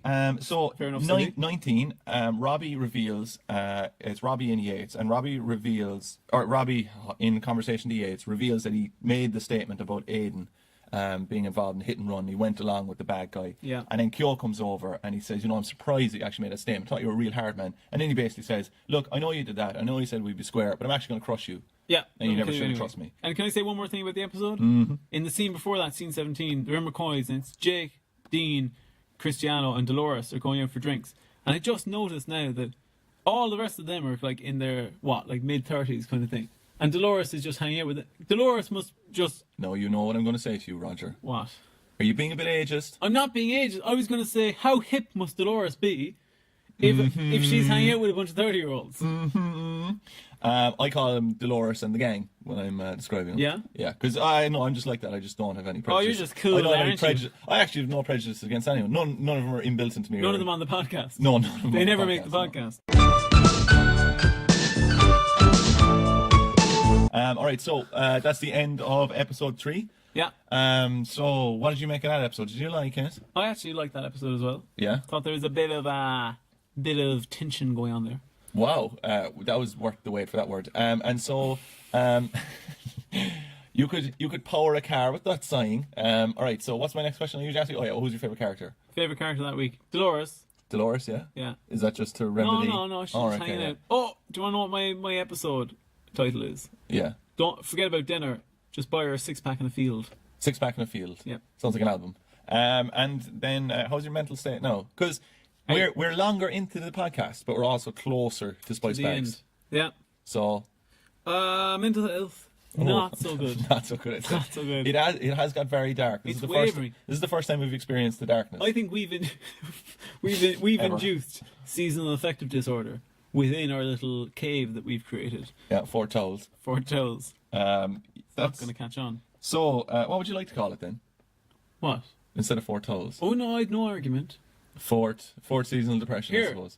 We'll play each other. Fort. You want to call it Fort Darkness? Oh yeah, but Yeah. I do. But I was going to say before that, we'll play each other in a game of dominoes Okay. to see who can name it. Grant, do you know how to play dominoes? No idea. I actually have no idea either. No, do the numbers beat the other numbers on either side of the tile? I don't know. Is that how it works? I think it's a bit like The Price is Right. Okay, so that's the end of that one. We're on to episode 4. Am I going to go along to our friends in entertainment.ie? If you want, only if you're travelling up already. Well, you know what? I'm going to stop travelling there and back next week. I'm just going to stay there the whole episode. Do. Cristiano finds himself in an impossible situation as Will's family rely on him for support. Elsewhere, when Kyo's threats grow even more serious, Yates takes a huge gamble. Also tonight, Deco is rescued from a dangerous situation by Mondo, while Tommy and Jane find common ground in their mutual dislike of Paul. I don't remember any of that, but I was asleep when I watched this. Okay, so scene 1, it's the laundry. Jackie, Huey, Paul and Tommy. Paul is waiting for his laundry. Jane is delaying everything. Paul rags on Tommy. And then we find out that Paul and Jane's son is having money troubles. Did you use rags as a pun? Rags. Yeah, I did. Yeah, I did. Well done. Yeah. Very good. I just didn't highlight it there, but I definitely did do that deliberately. Go on, yeah. Paul Brennan, I'm going to teach you how to speak like Paul Brennan. This is a quote. Okay. Those uniforms and aprons, I want them ironed a bit better this time. Yeah? Yeah? Yeah, so all you have to do now is speak like Paul Brennan, is just add on a kind of a sarcastic, shitty yeah at the end of all your sentences. Can we get on with the next scene? Yeah? You know, it actually pisses me off. Scene 2, we're in Damien's, yeah? Steve, Dolores, Damien, Laura, Robbie. Do you want to take this scene, yeah? Okay, we'll see what my notes turn up. Steve comes in to talk to Robbie. Laura's there. Damien gives Dolores a cake tin as she's baking a cake with Phoebe. Robbie is also there. Steve is scaring everyone. Roger, all your notes are just that Latin wall of text, lipsum, whatever. Ellipson surely. So I like the way you make Latin into a kind of a shaman ritual. like a chant. So Steve is scaring everybody by telling them, "Here, Kyo is going to kill you all." And Steve tells Robbie that he can't be rash about this one. I thought this was a pretty good tip from Steve, though. It's like, look, Robbie or to Damien, like, you know your house and you are under surveillance, so why do you keep inviting people over here? Yeah. Because they're going to target them now and anyone you know. And he says, "I don't need a loose cannon." Like, and neither do you." Dolores comes over for a cake tin, and Damien just thinks, oh yeah, Dolores, call away over there, Yeah. but you'll probably be involved in a gangland. Dead, there. like. Yeah. Dolores is she dead. also takes a swipe at Pete. He goes, Pete shouldn't be left near a cake tin. He's destroyed 3 of mine. Oh, yeah. Accidentally sexual first city there. Scene 3, supermarket. No. Chris and Mairead. Yeah. Chris meets Mairead, and Phoebe is off to do some baking with Dolores that night. What a great crack that must be. Very good. Do you bake? I'll tell you something about baking, right? I'm not great at baking. No, I'm actually terrible at baking. But the difference is between cooking and baking. With baking, you have to be incredibly accurate with weighing stuff. You can't go either side. You have to be incredibly accurate. Whereas cooking suits me better because you can kind of just mess around with it. I'm way better. Way better at cooking than baking. I can bake a bit. At my peak baking was when I was in college, and I was making my own cake recipes. Oh yeah. Yeah. What did you call them? Well, it was just like I made a custard rhubarb tart. Custard rhubarb tart. Yeah. Right. What would you call that? Used to call them cummies. Ah, great. No, I used to call them rubes. Oh, we left that behind us now. So there's so many lines in this scene that just reminds us that Mairead is indeed Will's wife, but we already know that because we've been through 3 episodes of it. And so Will agrees to take the pressure off Mairead visiting the hospital because, in fairness, she's been visiting the hospital nearly 2 days now at this stage. So, like, she needs to get out of it. Like. Oh, even when I was half asleep, one of my favourite sentences here is Jake and Dolores are there, and they really disapprove of what Cristiano's doing here. And Jake says, he has both his partners looking after him. Now that's weird. But Weird. Weird. Jake also says, just in case we don't know, he says, it's like a bomb waiting to explode. Yeah. Now, isn't that a little bit arseways? Because, like, that says that the bomb is waiting to explode. Yeah. But isn't it meant to be, it's like waiting for a bomb to explode? Yeah, there's a famous, I can't remember what movie it's from, but there's a famous thing Hitchcock, Hitchcock has that phrase of, what is it, the difference between surprise and tension, or surprise is a bomb blowing up, tension is showing somebody a bomb, or something like that. But he has a movie where it's intercut between a bomb, the ticking time on a bomb, and a car driving towards a checkpoint, or like to get into a security base. And it's cutting between the ticking on the bomb and the car, and the ticking and the bomb and the car, and then it goes back to the bomb and does a wide shot, and the bomb's somewhere completely different and blows up. And I think it's just like a building being demolished or something. He's just taking the piss out of the audience. Oh, right. Because the whole time they're thinking it's going to be a seriously car. on the nose. Yeah. Have you watched Citizen Kane? I've never watched it. I have watched Citizen Kane. Is it any good? Like, honestly, is it any good? Genuinely still good. Yeah. Yeah. Like, it's not one of those things where people say, like, oh, it's shit now. It is, I will admit, it is one of those things that has been laboured so much as like the best film ever. I can't watch it. It's on YouTube. Is it? Yeah. All right, I'll give it a go. We'll do a podcast on it. It was unsuccessful at the time. Do you know what I love about podcasts is when they say, will we do this wacky podcast? Maybe we'll do a podcast on scones and call it Sconecast. So we're in scene 4. It's Damien's gaff again. Robbie's on the phone and he's on to his military buddies. They're also alluding to, well, in fairness, Robbie is in some sort of like nefarious like ex-special forces outfit, but they do refer to him as the military. And they're basically saying that if you're in the military, that all of your friends basically have to come help you kill someone if you call them. Yeah, yeah. That's pretty much the message we're getting in Fair City.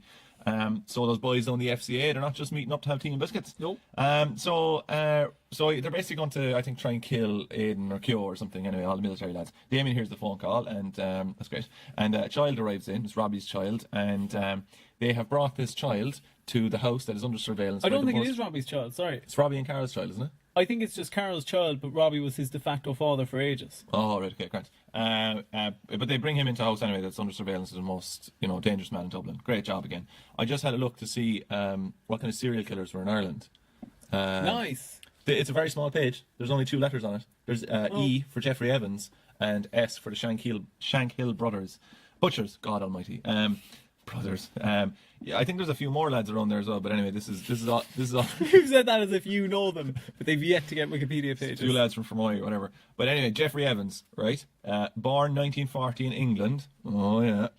Was an Irish serial killer. Oh, of course they say he's Irish. Irish then. now, yeah. Eddie Irvine was never Irish though. No. So he was an Irish. And how many killer. did he kill? And what? None. And one of the longest serving prisoners in Ireland, right? He was known to have planned to kill 1 woman each week. Right, I don't know how many kills, right? But the Shankhill butchers, right?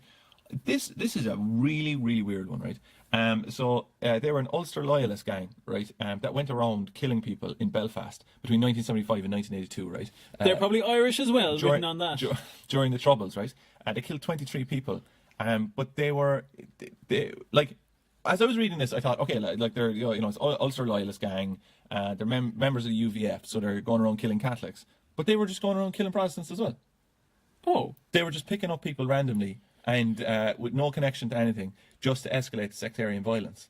And the leader of it, this Murphy lad, who was a complete fucking nutcase, he was assassinated by the Provisional IRA, basically because they were saying, and I'm not glorifying anything to do with the IRA, but they were basically saying like that we have taken a pact to not escalate any sectarian violence by any actions we take.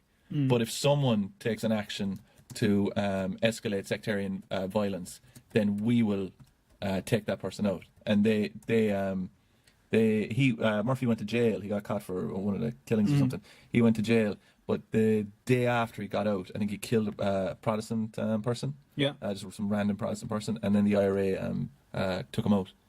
But there were supposedly a lot of, or allegedly, I should probably say, but it's pretty documented. Like if you have a look at it, there was supposedly a lot of people taking advantage of the troubles, going around just killing people.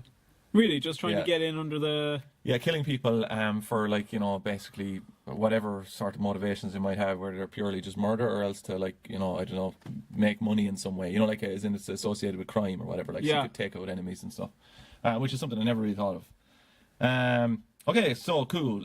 Basically the other thing about that is the reason they're called the Shankill brothers, or oh god, I call them the brothers again, butchers.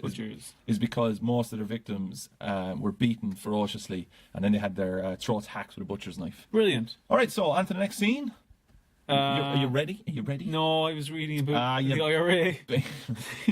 So I was at a house party before, and we were sitting down, and it was a little awkward. is that Jerry Adams? A little awkward, and a friend of mine, Sean, actually, maybe that's the guy listening over in Spain. He's in Spain. You're Sean- a fool. Why am I a fool? You've been building it up as if we're breaking through in Spain. But I haven't told any of the lads about the podcast, so I don't know.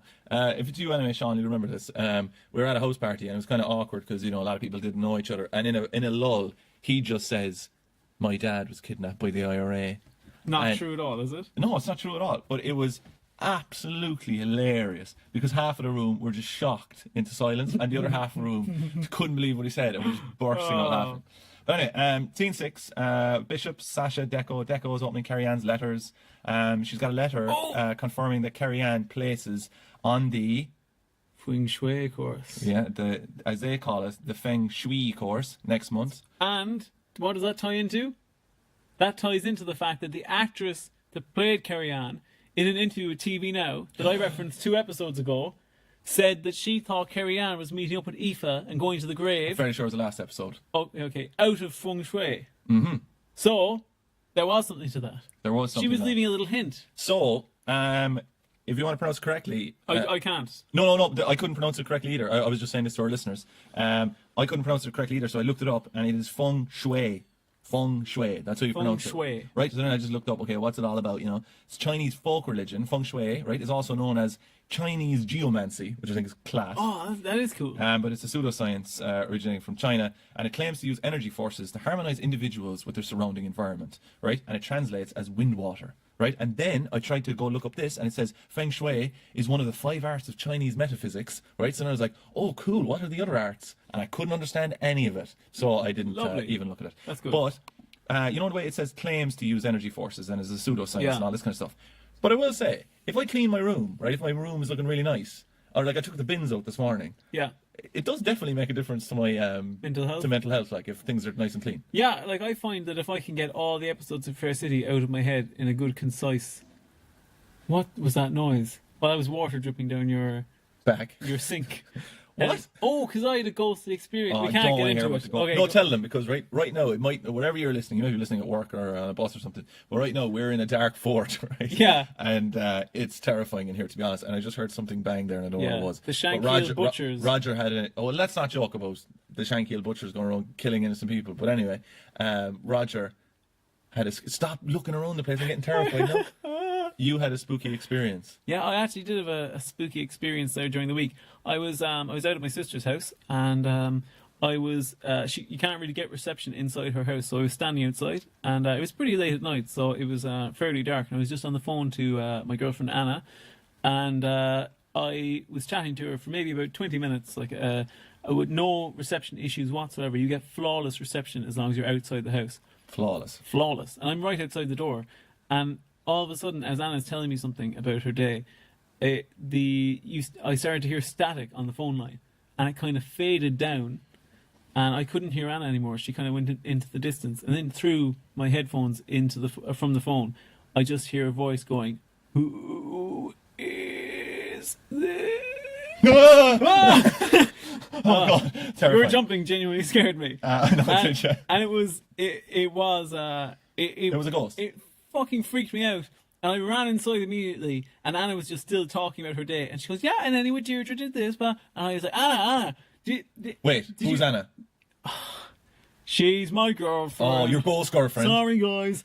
You're Patrick Swayze in reverse. Reverse Patrick Swayze. That should be an album. But what happened I then? was actually not referring to the fact that he's dead, but that he played a ghost in a film called Ghost. Oh yeah. Yeah. actually, do you know on Channel 4 they used to do these this Channel 4 movie thing, and they would make these do these big fucking screenings at this big manor house in London, and they had this animated sting for it. This was like whatever year Patrick Swayze died, it would be an animated crossover of all these different characters from different movies.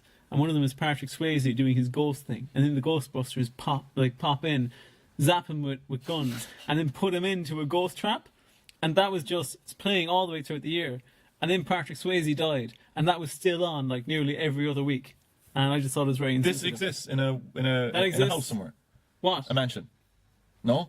What? You're confused. Yeah. Was this a program on Channel 4? No, that was an event that Channel 4 used to run. Oh, where yeah, they'd but, like, screen movies in this big manor house. Yeah, but it was going on in Manor House. But like what I'm imagining is some sort of Princess Leia hologram kind of thing going on. No. No. This is just on a screen. This was their advert for it. Oh no, but It you used see, to be an animation of what this. I thought you were saying was they put on this event, and that was one of the things, and I was just like, that's absolutely mental. No. All right, okay. Right. Okay. So let's go on to scene 11. No, scene 10. Scene 10, right? We're in the warehouse. It's Aidan and the goons. They're packing cigarettes with his goons, and Aidan says to one of his goons, when one of the goons wants to steal some of the cigarettes. Actually, I may refer to cigarettes as fags from time to time, but for any international listeners, that means cigarettes over here. Anyway, so he says, put it back. If you knew what was in those, you wouldn't be putting them in your lungs. Yeah. So it's a nice little like national health I like that. message. Yeah, even though Adel, even it is late. Even though Aidan is pretty despicable in a lot of ways, he won't smoke. Even he won't smoke. Yeah. Actually, if you want to look up a great anti-smoking message, look up the Ultimate Warrior, who was a wrestler. And what he does is they used to do all these kind of safety messages for kids and stuff in wrestling before. I think they still do, but it's basically an anti-smoking thing. And he gets a load of... No, this guy was notorious for being on like loads of cocaine and all this kind of stuff, allegedly, but they all were. And he gets two massive handfuls full of fags, and he starts eating them. And he goes, "Don't smoke." But anyway, look that up on YouTube. It's great. All right, we really need to wind this up. We do. Can we just go... Can you just bring us along there to the next scene? Like, as in... only like two more scenes. Do two more scenes. Okay, we're in the station house. Mondo and Jake argue, shit, mentions Lovejoy. At this point. Oh, I'm so you were asleep when you did this. So there's an important bit in this where Aidan finds out that Kyo is doing a deal with Robbie to get Aidan turned in, and Aidan turns up at Damien's house and basically says, "Look, if you want to be at that kid's funeral," referring to Carol's son, "you better answer me. Did Kyo tell you, or did Kyo tell... Oh, no, he's Robbie. Did Kyo tell you, Robbie, to lie and say that I was driving the car?" And Robbie says, "I was only following orders," and Aidan walks out. But he also says he's probably going to kill that kid, which is kind of weird. Do you want to hear my notes for scene 13? Huey apologises. Ireland, as the older system is better. Jane needs overtime. Oh, what does that good. mean? That's Scriptbot again. Actually, that is spooky, because we haven't heard from Roombot all this episode. Where is he? I haven't seen him. Or your guy. What was your guy called? Shambalor. Shambalor. It sounds like a character in He-Man for a start. Shambalor! Well, no robot's going to say that. Roombot! Oh my god, that was the ghost of Roombot. I don't believe you. Roombot! Shh, you're spooking me out. There's something in Roger's bag! Shut up. Call Dean, the guards! Scene 14, we're in Dean's house. It couldn't be Dean. Did you kill Roombot? He's into hardcore. That's what I've written, but I think it's hard Hardcore? rock. It's hard rock. Man, you're just rambling now. What scene was that? What does that mean? It's a quote. It couldn't be Dean's. He's into hard rock. Oh god, where are we now? Scene 16. Scene 16, Will is after calling over to Mairead's, or Dean's apartment where Will used to live. Mairead looks at Van Morrison's album and says that her and, "Stop looking around the place because you're scaring me," right? She doesn't say that. Roger's just turning around scaring me. Mairead looks at Van Morrison's album and says that herself and Will have a song. They don't say what the song is, but she suggests that they had an argument a few months ago, but... What was that? Can you play can you play, the Monster Mash? No, but I... Oh, Halloween. Oh, yeah. Wait. That? I'm glad we made no use of that keyword. Mairead's... Oh, God. I'll end it on this. No. I'll end it on this, right? Van Morrison. I'm going to end the show on a fact about Van Morrison this episode, right? They mentioned Van Morrison. Do you like Van Morrison? No. I don't either. I find him pretty bland, to be honest. But he was born in Belfast, Northern Ireland, right? And he was born to a shipyard electrician, and his mother had been a singer and a tap dancer, right? His father had one of the largest collections of records in Ireland. Really? Yeah, I didn't see anything I don't know how the hell they figured that out. But supposedly anyway, right?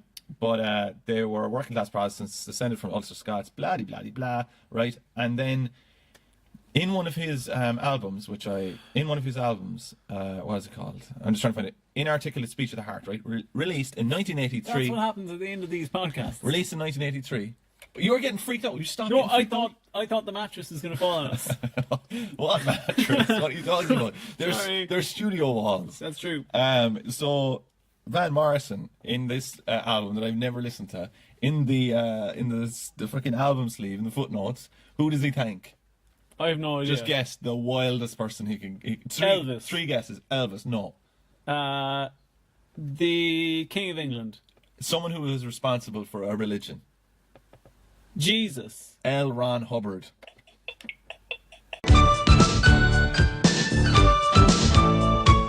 All right, so that's the end of all the episodes this week. That's Roger, who's just remembered that he had a keyboard. Thank God he didn't remember it until now. But Roger, how are you feeling now? How are you podcasting? How are you mental healthing? I'm hungry. Hungry? Are you hungry? Oh, I cannot wait to get Spice Bag. Oh, do you know what we should do? Do you know what we should do? We should pop down the old Hungry Pig, right? Running through my mind. We'll pop down the Hungry Pig. We'll get the burgers in. Yeah. Get a few coffees. Yeah. Then, get this, right? We'll go over to McCoy's. Down a few. Then we'll move on to the station house. Wait. Why don't we have an argument in the Hungry Pig? You run out, get knocked down by a car. You're the wrong person to get knocked down. And then we find out that you actually have a wife. And you're eating the burgers the whole time, because we know you should eat the burgers if you're an extra in person. Eat the burgers, get a free meal. So who's your favourite character overall this week? Overall this week, Jane, because she held her own. And what's the title for this episode just passed? It couldn't be Dean. He's into hardcore. All right, cool. Brilliant. I think that's the end of it. We've got, if anyone is interested, we've got gigs coming up this week. We have stand-up gigs, being stand-up comedians. You know, we are brilliant. Giggy boys. You can take this. We're in Tuesday. We are where? We've 2 gigs Tuesday night in Dublin. Where one of them is in Camden Comedy. That's in the Unshaw in Dublin. And then directly after that, we are doing the Comedy Cellar. Yeah, the Comedy Cellar. In with the all the boys International there. Bar. And then on Thursday, we're also in Limerick, and we're in Mic Drop Comedy. The record room. Oh, very good. In the commercial. Very good, man. There's probably some other things on there as well that we've forgotten. But like we said, thanks so much for listening. Thanks for the fan mail this week from Siobhan. And thanks for all the likes and everything on Instagram. And we'll keep growing this. You know, maybe we can get some more Spice Bags, and maybe we can get sponsored by, a supermarket that sponsors Fair City. And then I can get more Goodfellas pizzas, and then Roger can afford a keyboard that has more than 3 keys on it. I'm going to play us out. They're gone, Roger. They've logged out.